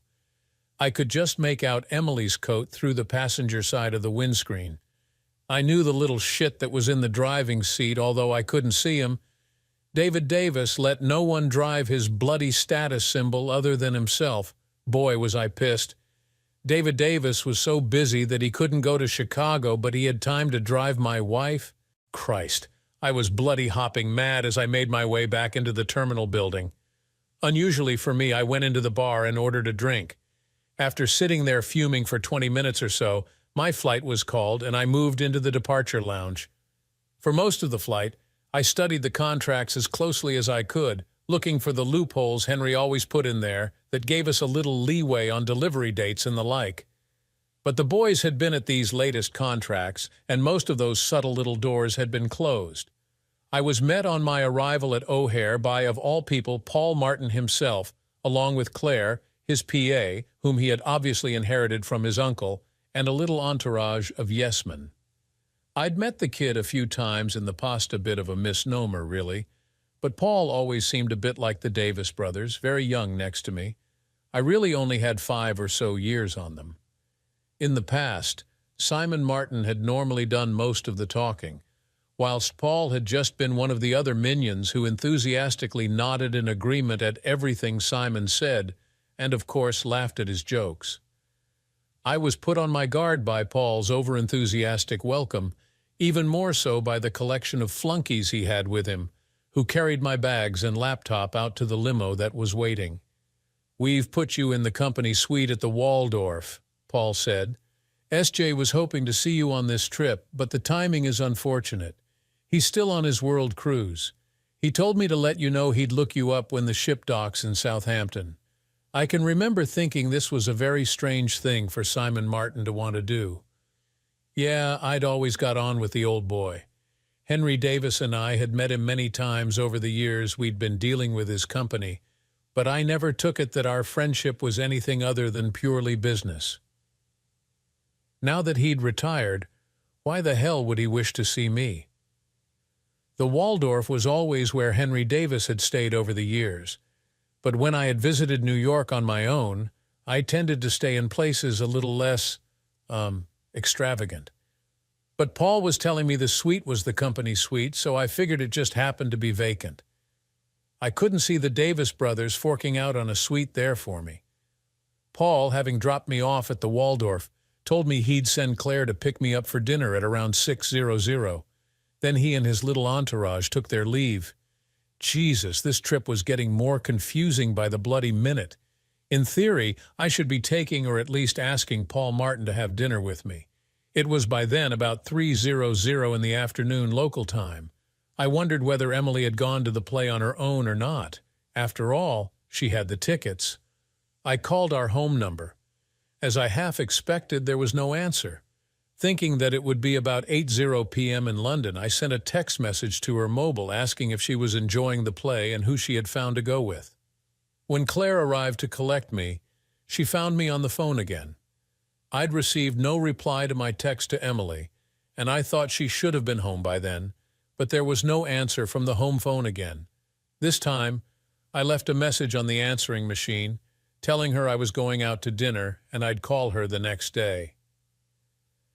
As I went to leave the room, Claire wrestled my briefcase from my hand and returned it to the chair I picked it up from. "This is purely a social evening tonight, Michael. Paul would like you to meet his family. He said it was a pity you didn't bring your wife over with you." "Claire, what's this all about?" I asked her once we were in the car. I could see Claire was thinking how to reply to my question, and it was some moments before she answered. "Paul just thinks, as you two do so much business with each other, the two of you should really get to know each other better. And he wants you to get to know everyone on the board of Martins as well." None of this was making any sense to me until I came up with the idea that just maybe I was going to be headhunted from Davis and Sons by Martin and Partners. There was no other explanation I could think of for everyone's strange behavior. The meal was outstanding, with a high percentage of Martin's board present, complete with their spouses. Then we all moved on to a night spot where some of the party danced. I didn't venture onto the dance floor as I was feeling the jet lag. I'd been up 5 or so hours longer than the rest of them. However, as the evening went on, I was more and more convinced that my headhunting idea must be correct. All the board members went out of their way to talk to me and make me feel at home. Claire stuck to me like glue, if anything, acting as if she was my PA. You know what I mean? Whenever anybody approached me, she would whisper who he or she was and fill me in on anything I needed to know about them. It was around 2:00 a.m. New York time when I got back to my room, 7:00 a.m. back home. There were no messages on my mobile, and according to the reception, Emily hadn't left any messages there for me either.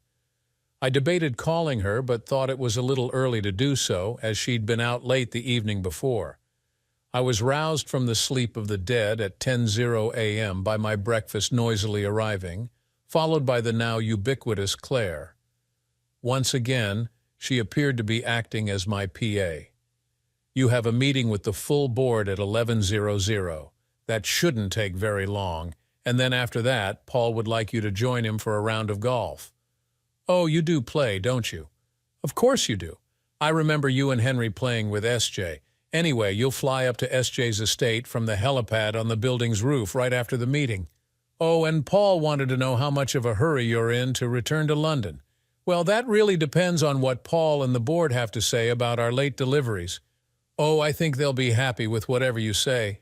After all, you're well, anyway, they know and trust you. Now you better get a move on, or you'll be late for the meeting. Claire had suddenly lost her usual self-confidence for a moment. She sounded uncommonly flustered, and just as suddenly, she was in a hurry to leave the room, or to get out of my presence for a while at least. I'll be honest, I hadn't been concentrating too closely on what Claire had been saying, as I was impatient to call Emily.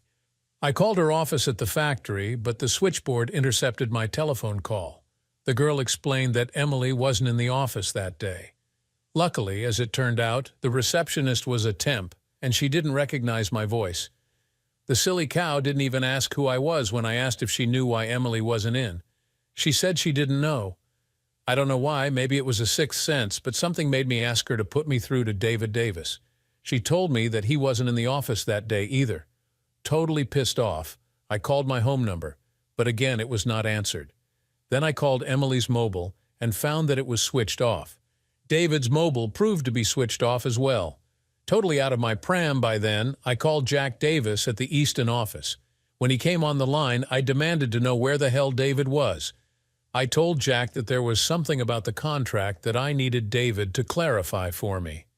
It struck me that Jack thought for a little longer than was really necessary before he replied. Oh, I believe David's gone down to Brighton. He's meeting with the directors of Carter Industries today. I think he said he was going to take Emily along with him to take notes. You lying little asshole. That was the bloody contract that I closed last week. It's all signed, sealed, and delivered. What kind of crap are you trying to feed me here? Once again, it was a thought, not a statement. After Jack asked me how things were going, I told him I would probably have to stay a couple of days yet to calm them down. Then, the moment I got off the phone with Jack, I called Monty Carter's secretary in Brighton. As I expected, she confirmed that there were no meetings planned that day between David and her boss. As a matter of fact, she could never recall them ever having met.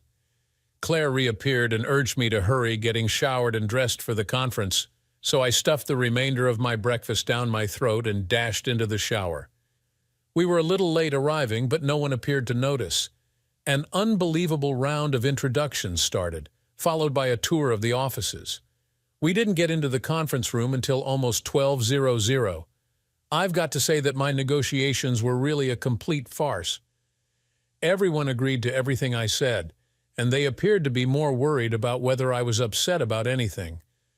I gathered that everyone agreed with me that the Davis brothers were a couple of assholes and a complete waste of space, but that wasn't actually said in words. Convinced by then that they were planning on making me an offer that I couldn't refuse, I was somewhat surprised when the offer didn't materialize. When the meeting broke up, Paul and I, followed by a couple of other directors, made our way up to the roof to get on the helicopter. Claire, as usual, joined us. She asked me when I wanted to return to England and organized a flight for later in the day. On the golf course, I called my secretary in Easton on my mobile and told her I would be staying on for a few days.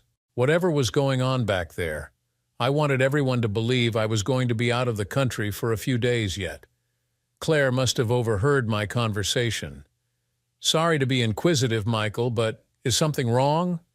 I've got to ask because I couldn't help but notice every time you call England. You're on edge about something, she asked in a concerned tone. I'm not sure, but I think something isn't right over there. Although I'm afraid it's personal. We've known each other a long time, Claire. Can I be of any assistance? You know that I know how to be discreet. Well, you could help me. It would be useful if nobody finds out that I'm flying home this evening. No one in England, that is. If what I fear is happening, I'd like to try and catch them in the act. Oh, God, you don't think your wife is— I don't know, Claire. But we had an argument before I left, and she hasn't been where I thought she should be when I've tried to call her. I can't seem to get hold of her on the phone either. It might be that she's still annoyed with me, but there's a man I can't get in touch with either, and someone else over there is telling me lies. There must be a reason for that. Oh, I see now why you're in a hurry to get back. Look, if anyone from England tries to call you, I'll have them transferred to me. I'm the only one besides Paul who knows you're on the plane this evening anyway. All Paul's calls go through me, so I'll stall anyone who tries to get in touch with you. You can call them back on your cell phone, and they'll have no idea where you are. Thanks, Claire. Now I think I'd better get back to the game. Whilst I'd been in conversation with Claire, I'd noticed Paul start to walk towards us. I had moved out of earshot to make my phone calls. What I found confusing was the fact that, out of the corner of my eye, I noticed Claire make a little gesture with her hand when she saw Paul begin to move in our direction. Paul immediately changed direction and had fallen into conversation with the other two players. The game over, we went into SJ's mansion for a meal, where I met again SJ's daughter, Megan. Once again, I thought something was not quite right. I'd known Megan for years, but she seemed awkward around me that day. I couldn't put my finger on it, but I got the feeling that these folks knew something I didn't. I began to wonder if I'd made a mistake in telling Claire of my suspicions. We flew back to the company HQ later in the day in the helicopter. Then Claire accompanied me to the airport. She'd arranged for someone to collect my gear from the Waldorf. The flight back to Heathrow was uneventful until I'd landed. A steward met me in the arrivals lounge and told me there was an urgent phone call for me, leading me to a service phone. Michael, it's Claire. We had everyone on the phone for you last night after you left.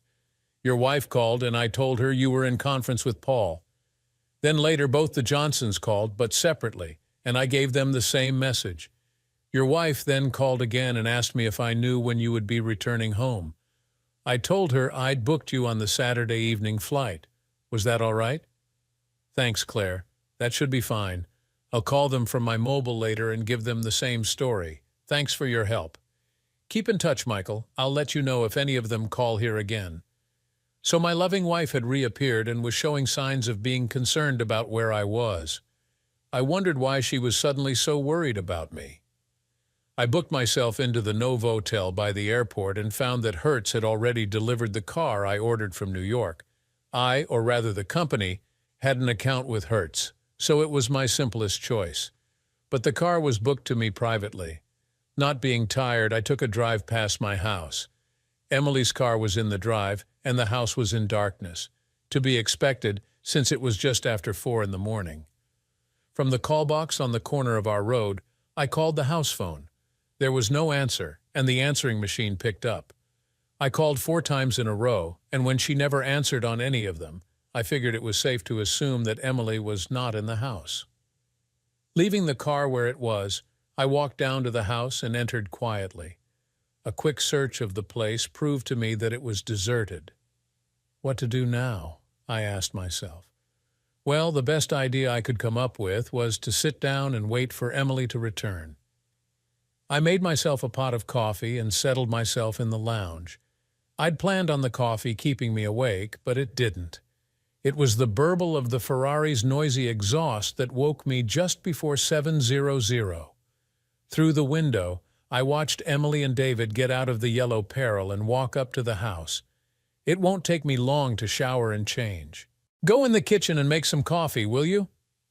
I need something to clear my head. It was amazing. Neither of them noticed me sitting in the lounge, even though the door was wide open.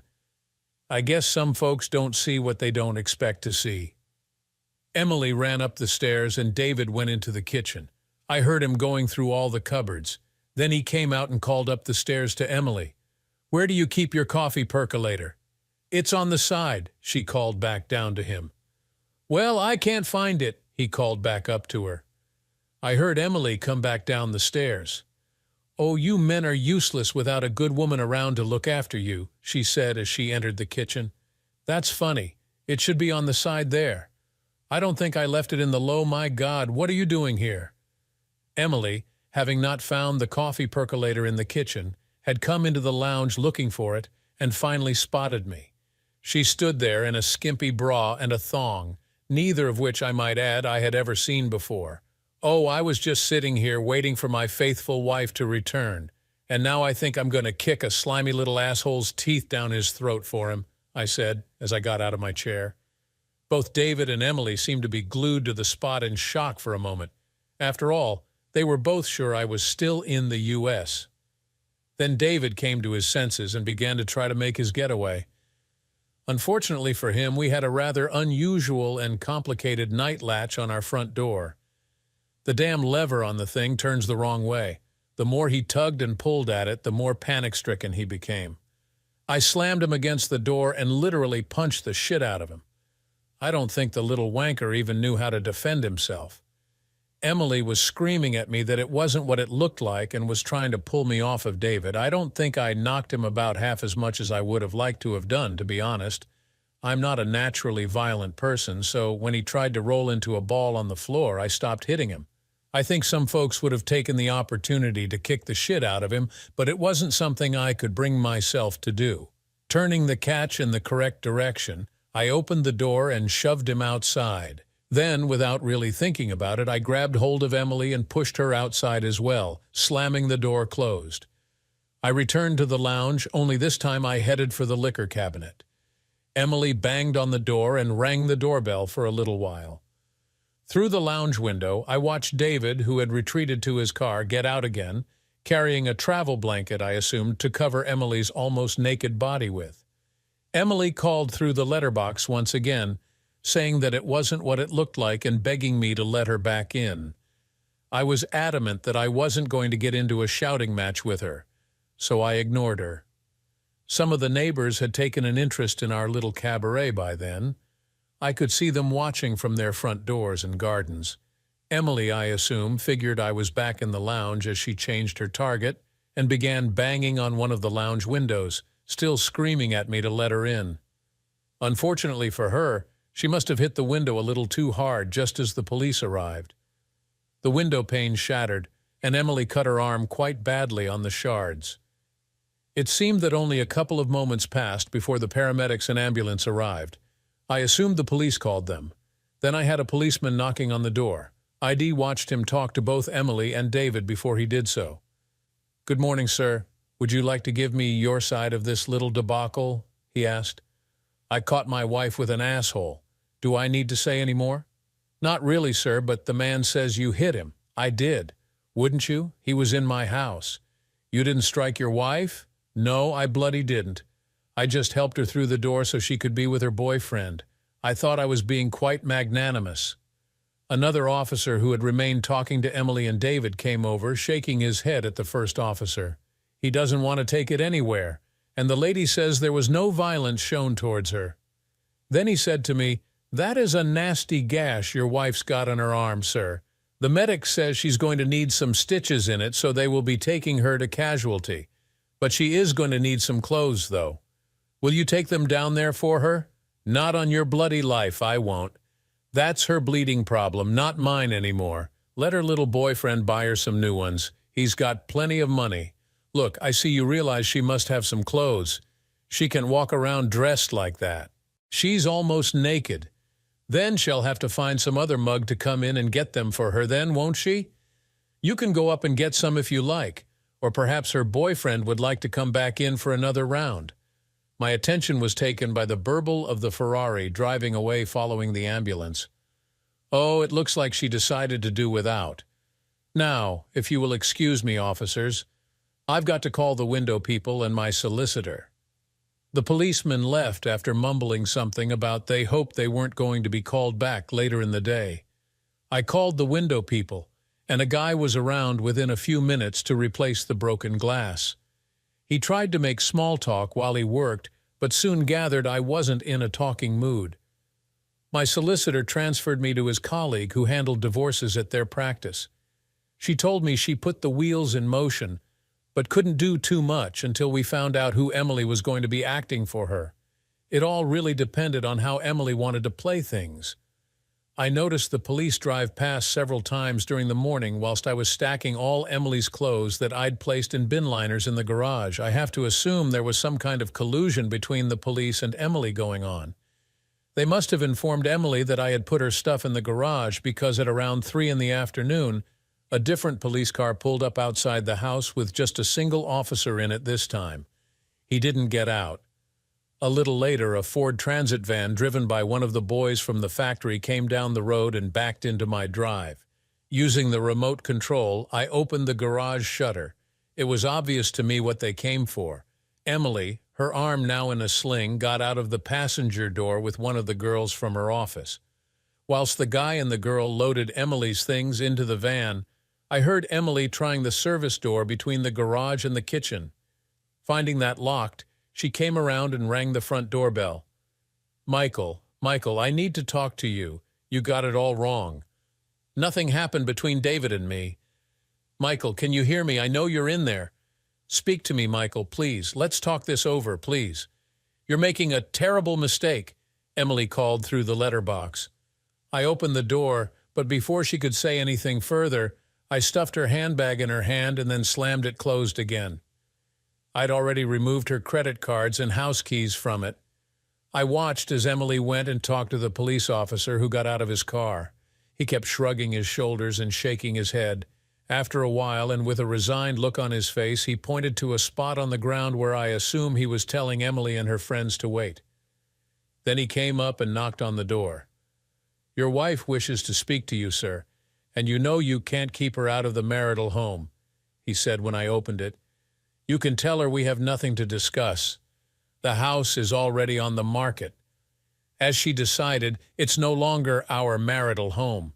If it was, she would have been in it last night when I got home instead of screwing her boyfriend somewhere else, wouldn't she? Tell her to get her lawyer to get in touch with mine, will you? She knows who mine are. The officer went back down the drive where he had a short but very animated discussion with Emily and her friends.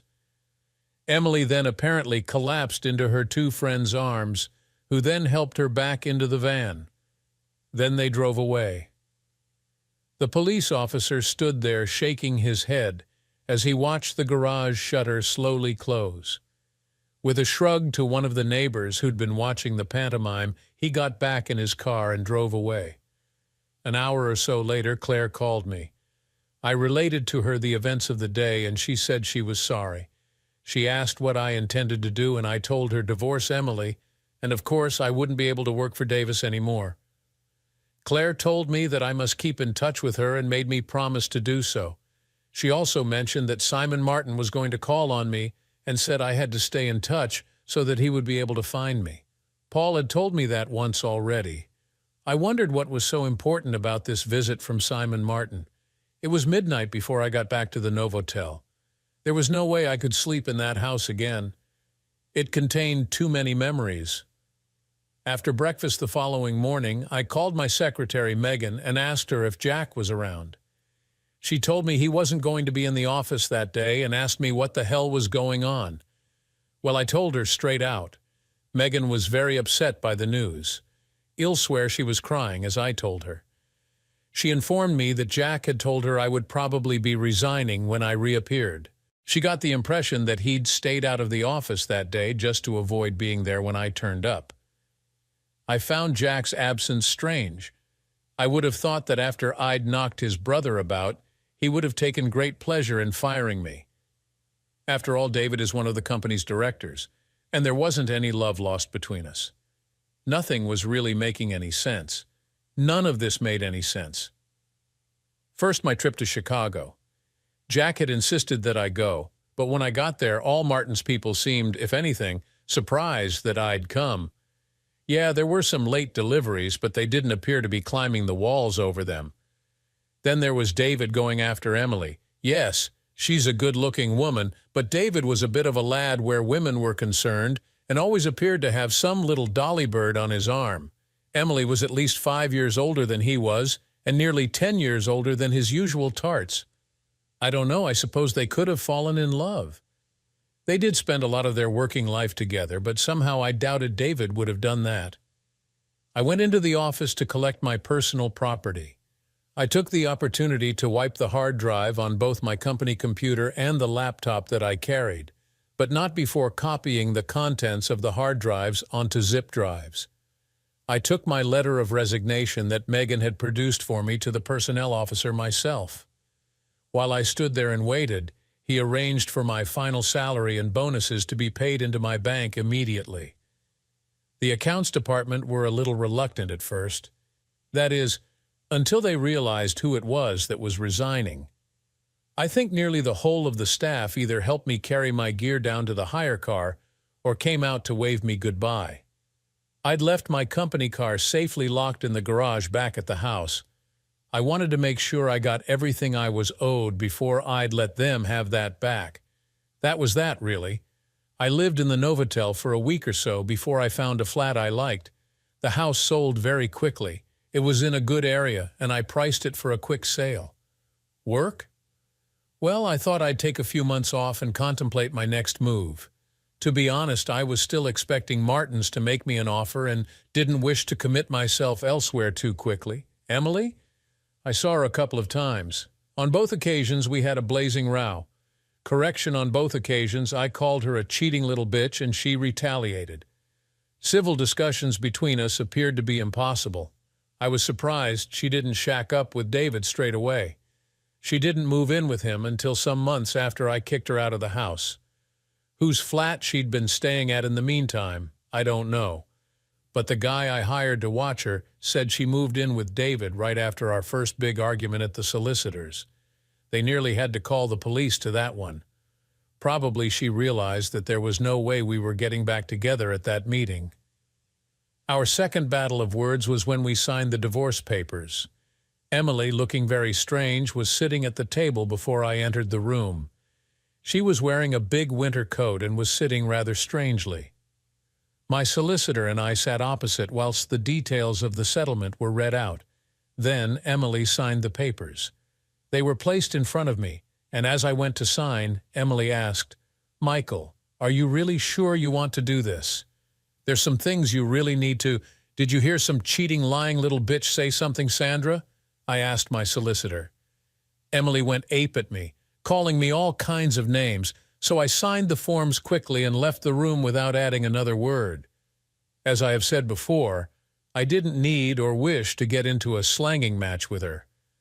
It was a few weeks, maybe a month or so, after the divorce became final that Claire called me to let me know that Simon Martin was arriving in Southampton that weekend. I arranged to go down to meet him at a hotel in the town. After the awkward formalities were over, Simon and his wife chatted to me about their cruise for a while. Once again, I got the feeling that he was up to something. Look, the guy was just a client that I'd known for years, but now he was behaving like a long-lost friend. Oh, we went through the condolences bit on Henry's death, and he said he was very sorry to hear about what had happened between Emily and me. And then he said that he was really sorry he couldn't have acted sooner, but he had to respect Henry's wishes. That statement told me he had been beating around the bush. Well, that all ended when Megan entered the room. She said hi to me and gave me a hug and a kiss on the cheek as usual. Then she gave Simon the briefcase she was carrying. Megan and Simon's wife then left the room before he opened it. "Right, Michael, let's get down to business. Tell me, what did you think when Henry floated the company and didn't give you any of the shares?" he suddenly asked. I really didn't know what to reply. "Well, it was his company, and he could do what he wanted with his money," I said. "But you'd helped him to build it. From what I know of Henry, I'll bet you'd gone out on a limb for him more than a few times. I didn't answer that. I figured he'd get to the point of all this before too long. Did you know that Henry owned a large proportion of Martin's as well through offshore holding companies? And those same companies also hold a good proportion of Davis shares? This was news to me, but I still thought I'd better keep my mouth shut and listen to what Simon had to say. Tell me, what did Henry say to you when he retired? He knew he didn't have long to live. He asked me to try to keep his boys under control.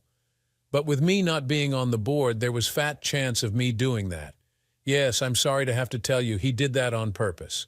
He figured the boys would bankrupt the company within a year or so, and he didn't want your name on the paperwork. He thought they would try to lay the blame off on you. You know that if a company goes bankrupt through mismanagement of its funds, the directors can be banned from holding other directorships, don't you? Anyway, he figured the boys would bleed the company dry before too long. Now, these papers here make you the main shareholder of those holding companies. In essence, they belong to you. Simon placed a sheaf of papers on the table. And these papers here contain the details of all Henry's numbered bank accounts. I was supposed to hold on to all of this until after Davis and Sons went down the tubes, but with what the brothers did to you, I think you better have them now. Did you know that in the terms of their father's will, the brothers couldn't fire you? No. I see you didn't. I think the scumsuckers set you and Emily up so that you would resign. He sat back and looked at me. You know, Michael, you're a very rich man now, although all your money is in offshore accounts, so you've got to figure out how to get it back into the country legally. I can show you a few tricks there. I've got some very inventive accountants. My mind was going in circles. He'd just told me that David Davis had seduced Emily and ruined my life for no other reason than to get me out of the firm. But why? You look angry, Michael, and I don't blame you. Look, Henry was never convinced the boys were really his. Martha had a habit of having affairs whilst Henry was away working.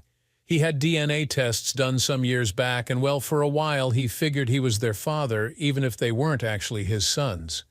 But he came to believe they knew that he wasn't their real father, and he found out they said some very nasty things about him behind his back. Henry always said you were more like a son to him, so he decided that you would have all his money. He figured the boys would wreck the firm. I think he wants them bankrupt and penniless, as I assume you do now as well. But what about the staff at Davis? They will all lose their jobs. No, not if some big American company picks up the pieces. Do you understand Henry's little game now, Michael? Martin's will cancel its contracts with Davis within the next week or so. Then the next day, one or two of the offshore stockholders will dump a load of Davis shares on the London stock market. That should kill the share price. A hint will be made to the right bank directors and they will call on the company's loans. Then a consortium will step in and buy what's left of the company from the banks. I'll let you guess who's going to be at the head of that consortium and will be the main shareholder. But no one will know that part. You, of course. You will renegotiate the contracts with Martin's. Hey, in time, perhaps you will invite me to join you on your board. Then a merger between Martin's and Davis will put you on Martin's board as well. How does that all sound to you, Michael? I don't understand. Why didn't Henry just leave the company to me in the first place? And you'd be fighting their challenges to the will for the next 20 years. You were with Henry almost every day of his working life for the last few years. You know, Henry always was a little on the eccentric side. He was sure that the family would claim you had undue influence over him. You know, they were sure he had some money squirreled away abroad somewhere. They've spent a lot of money over the last few years looking for it. That's why Henry placed it all in my care. Anyone checking on where your money comes from will discover that it comes from me. Oh, and as I'm not connected with Martin and Partners anymore, they can't throw insider trading at us. And of course, I've been on that bloody ship for the last 6 months. So there we are. I'm now the joint chairman of Simon Martin Associates. I leave Paul to run the American branch and keep my eyes on what goes on in Europe. Both the Davis brothers were made bankrupt and are banned from being directors of any company for 10 years. Oh, they've tried to set things up a couple of times, but I had guys keeping a close eye on them. Surprisingly, to my mind, David married Emily. I'm not sure, but I think he thought Emily was going to get her hands on some of the money that I'm sure he suspected was coming my way. But as that had officially come into my possession after Emily and I were divorced, he had no bloody chance. And once they were married, I applied to the court to terminate her alimony arrangements.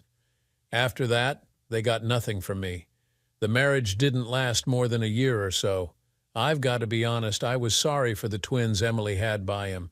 I suppose they must have been getting together in the office for sex after I threw her out, as the guy I had watching Emily said they rarely met in the evenings. I doubted the scumsucker ever paid her maintenance after he left her. You know, these things go through your mind. I wondered exactly how many years David had been screwing Emily over his desk, but she must have fallen pregnant pretty quickly after we separated. I saw her pushing a pram in Willow High Road just a year after I kicked her out. The last I heard of David, he was living in southern Spain somewhere with the drug squad on his case. Southern Spain, Morocco not far for a fast boat, I should imagine. That's how David's mind was working. Well, that's why I tipped the drug squad off anyway. As for Jack, apparently he's driving buses around London. Not the nicest place to drive a bus. His wife divorced him after she received information about his little flatmate. No prizes for guessing who supplied her with that information. And of course, Jack has his mother Martha living with him. Do I feel any guilt about Martha losing her income from Davis and Sons? Well, the question should really be, did Martha feel any guilt about running around on Henry? You do tend to reap what you sow. Emily? The last I'd heard was living in a council flat in Willow, living off the social, I should imagine. I don't know, perhaps she's hooking on the side. Sorry, that was uncalled for, but it's how I feel. Things took off quite quickly once we got the ball rolling. Paul and I worked very well together. Well, we'd both been trained by experts. Henry trained me, and Simon Martin trained Paul. In the next few years, we swallowed other companies wholesale. Combining the two companies had made us a big multinational. Paul and I have both stepped back a bit now and let the minions do most of the worrying. Simon Martin and his wife settled in England. He's got a nice estate next to mine. His daughter Megan and I kind of hang around together. No, we're not into getting hitched and have no plans to. We've both been down that road once. Megan's on the board with Paul and me, and of course Claire. We're all getting along just fine. Well, Claire, what did you expect? Paul's wife died in a road accident some years back. After beating around the bush for a long time, he married Claire. Paul claims that she only married him because she got fed up with waiting for me to ask her. So, you might ask, why am I living in this penthouse all on my own? Well, there's something missing in my life and has been since, you know when. I kind of live day to day. If an opportunity crops up to make a killing on the market, I'll grab it. But there's got to be more to life than making money. Okay, so now this social worker hands me a letter from Emily. I read through it quickly, then hit the intercom button on my desk. Colette, can you find out if Megan is in the building and ask her to come up here ASAP? Yes, sir. I think she is in her office. I saw her earlier, and I haven't seen her go out again. Megan was at my door just a few minutes later. When she entered the room, I handed her the letter without saying anything. As she read it, she took in a few deep breaths that told me its contents had made her angry. The vicious, vindictive little witch. Did you have any idea? Not the slightest. What are you going to do? Come on, Megan, I have no choice in the matter. Turning my attention to June Parson, I asked, what hospital is Emily in? Willow General. And what's the prognosis? Do you know? When I was there last evening, they didn't know. She had taken a cocktail of drugs, just about everything she had in the house. They pumped her out, but they have no idea how long she had been laying there. The doctor told me it would be some time before they have any real idea. And the children? I placed them with an emergency foster mother last night. She'll look after them today. I thought I'd ask you what you wanted to do. Oh, I have to take that note back. If she doesn't make it, the coroner will want to see it. No problem.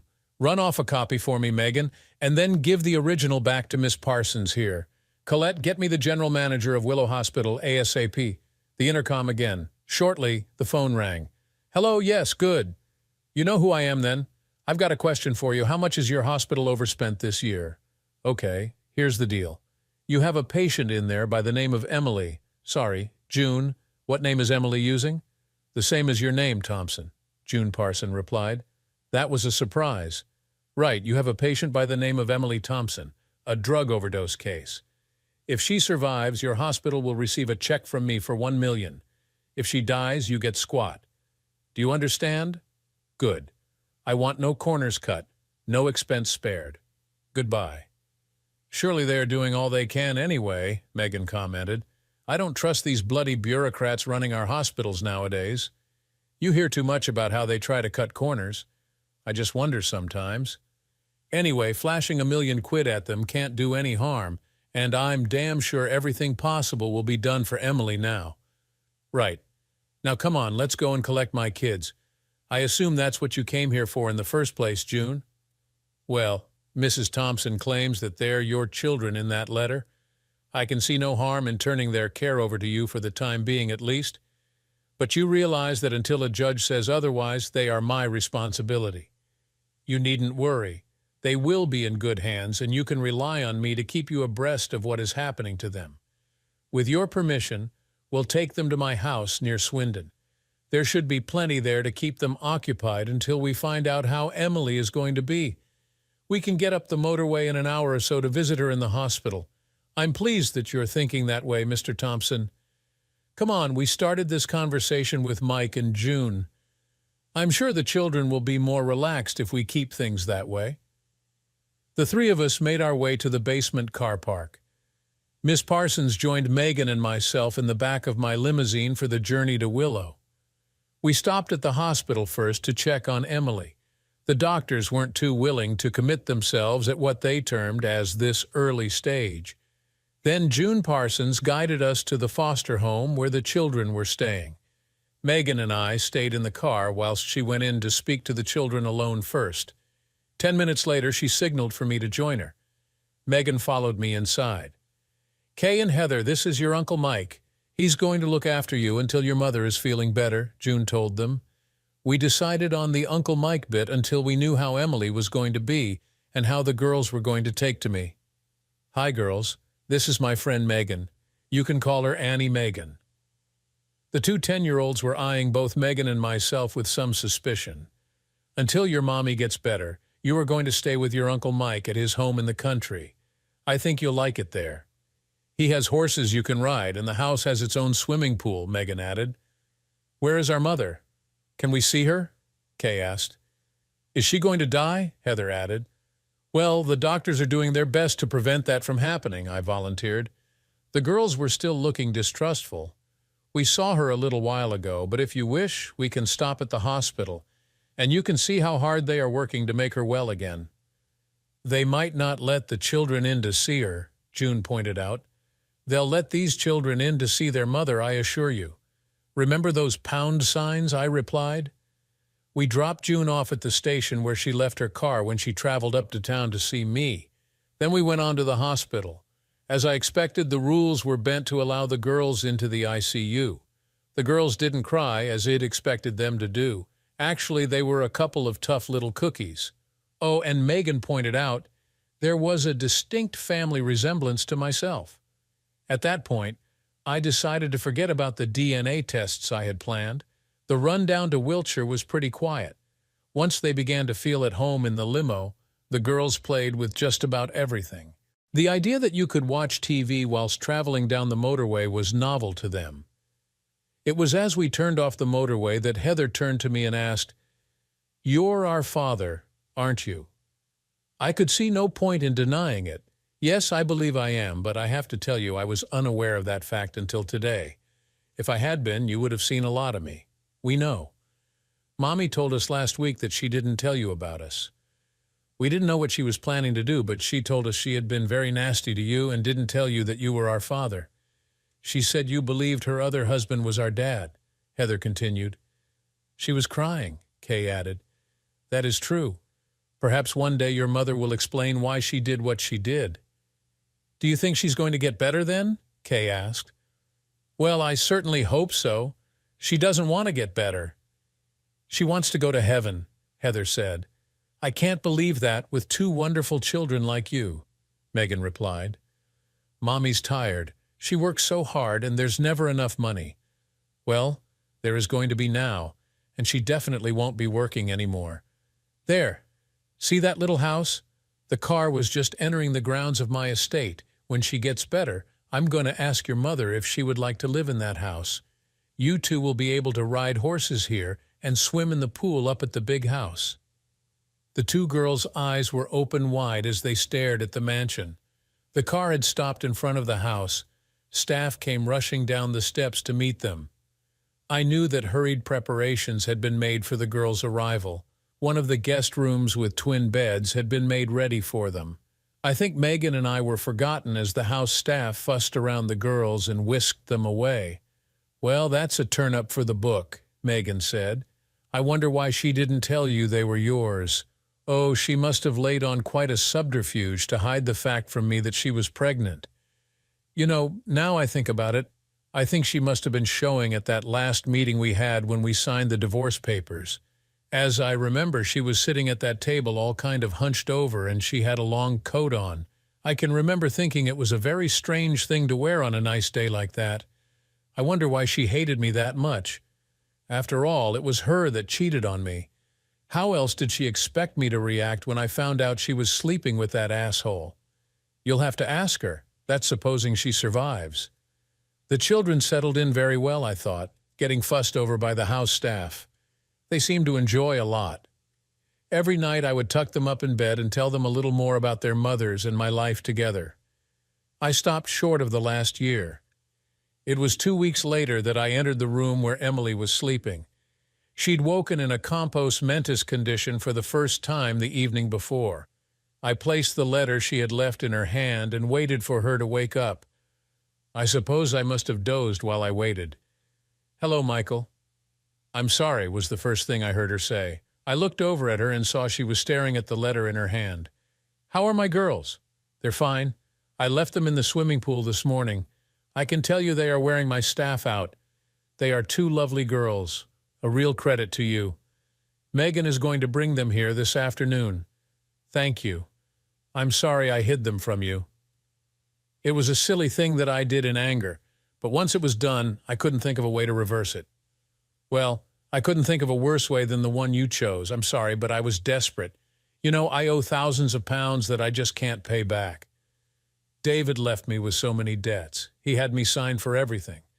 I think that's why he married me, because he, as a bankrupt, couldn't get any credit. You have no debts now, Emily. I've cleared them all, and those sharks you borrowed from are now out of business. Permanently. Oh, you found out about them? That wasn't hard to do. They turned up at your flat demanding money whilst one of my staff was collecting the rest of the girls' things. He told them to come later and, well, I think they got a bit of a surprise when they did. Rest assured, they are never going to bother you again. Why are you being so nice to me? The last time you saw me, That was a long time ago, Emily, and I was still hurting then. Now it's just an unhappy memory. Mind, I hurt a lot when I read your letter. I'm going to take a long time forgiving you for keeping my girls from me. I am sorry. That's all I can say. Well, as far as the girls know, we are friends now. Tomorrow, if you agree, you're going to be moved to my house. I've got a couple of nurses lined up to look after you there.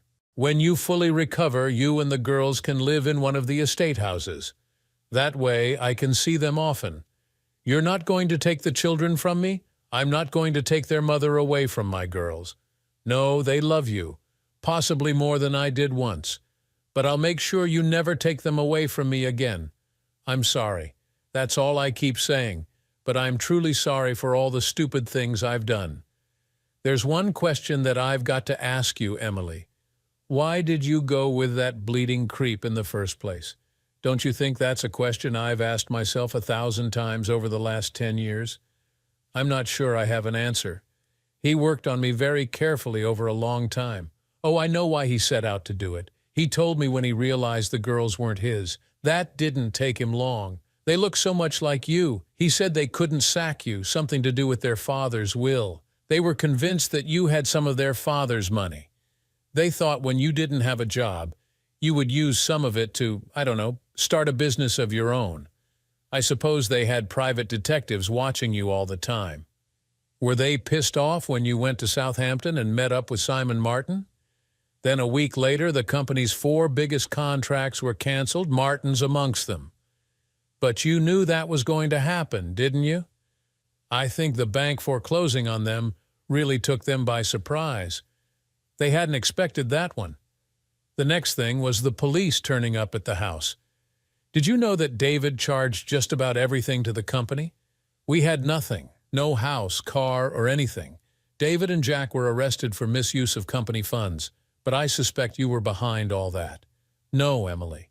The forces of law moved along their own paths without any help from me. But David and Jack were on ridiculous salaries. What did they do with all their money? I'm not sure. They both liked to play the stock market, and David threw money around like water in the clubs. He wasn't averse to a little gambling as well. I think they'd squandered it all. When they came up with the idea of getting you out of the firm, they planned on you revealing where all the money was that they were convinced Henry had squirreled away. You still haven't explained why you went with the asshole. Well, I was angry with you. You know, David was very clever. He pulled the wool over my eyes every time you went away. He'd make little comments. He'd let me overhear conversations that led me to believe you had girlfriends all over the place. It's hard to explain, but I'd hear him discussing with Jack expenses you'd put through for nightclubs and things. Oh, I'm sure they were legitimate expenses, but it was the little asides he'd say to Jack on the phone that I wasn't supposed to hear, but of course he made sure I did. You know, man talk. He'd say things like you had a new girl in New York or Rome and you'd spent a lot of money entertaining her. They had me convinced that when any trips came up, you wanted to go and meet up with your girlfriends. But if you thought I was running around on you, why didn't you challenge me? Because I couldn't bring myself to believe it. If I challenged you and you said it was true, what was I going to do then? I wasn't strong like you were. I don't think I could have walked away and divorced you. I would have been living in misery. But as time went on, I was beginning to waver in that belief. And then that play came up. You knew I wanted you to take me to it. Well, David was sitting there when you called and said you were going to Chicago. He heard our conversation, and I was crying, so he comforted me. Then he drove me home so I could get your bag and then to the airport. We didn't go back to work. David said I was too upset. We went down to the river at Sunny and sat there talking all afternoon. After that, he took me for a meal and to the play that night. I think I must have had too much to drink.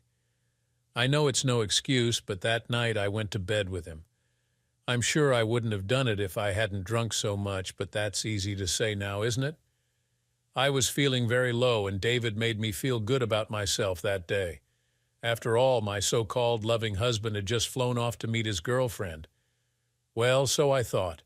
I still thought that until David walked out on me. He told me everything about how they set it up. If you hadn't come home that day, they had photographs of David and me together. They were going to send them to you anonymously. I knew it was wrong to sleep with David. And if it's any consolation to you, he was not very good in bed, too selfish. I don't want to know that, Emily. I'm sorry, but he was useless at just about everything except hitting me. He got quite good at that towards the end. When you came back and found David and me together, I was angry. I'm not sure why, but I felt you set me up. That bloody girl told me you weren't coming home until the Sunday. That bloody little tart. Yes, Claire, I was sure she was your bit of stuff over there. Well, she wasn't. Don't you think I realize that now? But I thought you set me up so that you could catch me and divorce me. That made me really angry. Oh, I suppose I was angry with myself, really. I was going to tell you about the twins the day we signed the divorce papers. I had it planned. I'd sign the papers, and then before you signed, I'd tell you about the babies. That way, it wouldn't be as if I was using them to get you to change your mind and take me back. You'd have had the choice whether to sign them or not. But you were still angry with me. You know, I think that's when I really should have realized that you hadn't been cheating on me. If you had, you surely wouldn't have been so angry with me for doing the same thing. No, you called me a bloody bitch or something, and I lost my temper. I'm sorry. For God's sake, stop saying you're sorry. What's done is done, and nothing can change it. Will you ever forgive me? Forgive you? Now that's a question. Possibly. I might forgive you eventually, but there is no way I'm ever going to forget. But there are two lovely young ladies in this equation now, and I, or rather we, have to think of them. I will be civil to you at all times, and I expect you to be civil in return. As far as the girls are concerned, you are their mother, and I will be their loving father. Just don't bring your boyfriends around my house. There's never been any boyfriends, and there never will be. Ever. Ever is a long time, Emily. Emily recovered after a fashion and lived in the little house on the estate with the girls until they went to university. Cancer took her a couple of years ago now. I don't think she really had it in her to fight that hard. I'm convinced the drug she took in that overdose left her with some permanent damage. Megan and I married in the end. Do we love each other? Well, I don't think I love Megan in the same way I loved Emily. Megan and I are kind of soulmates. We're very fond of each other, and we enjoy making love to each other. I suppose it is love, but not the same kind of love. The twins are grown and married now. They have children of their own. Megan has been designated grandma, a title I believe she thinks she's too young to hold. Am I happy now? Yes and no. Was that I could have lived my life out with the woman I loved? Now I can only put flowers on her grave. Megan waits at the gate of the cemetery every Sunday whilst I do so. Life goes on. Thanks for joining us for this intense and emotional journey. What do you think drove Emily to hide the truth from Michael for so long? Let us know in the comments below. Don't forget to like, share, and subscribe for more gripping stories.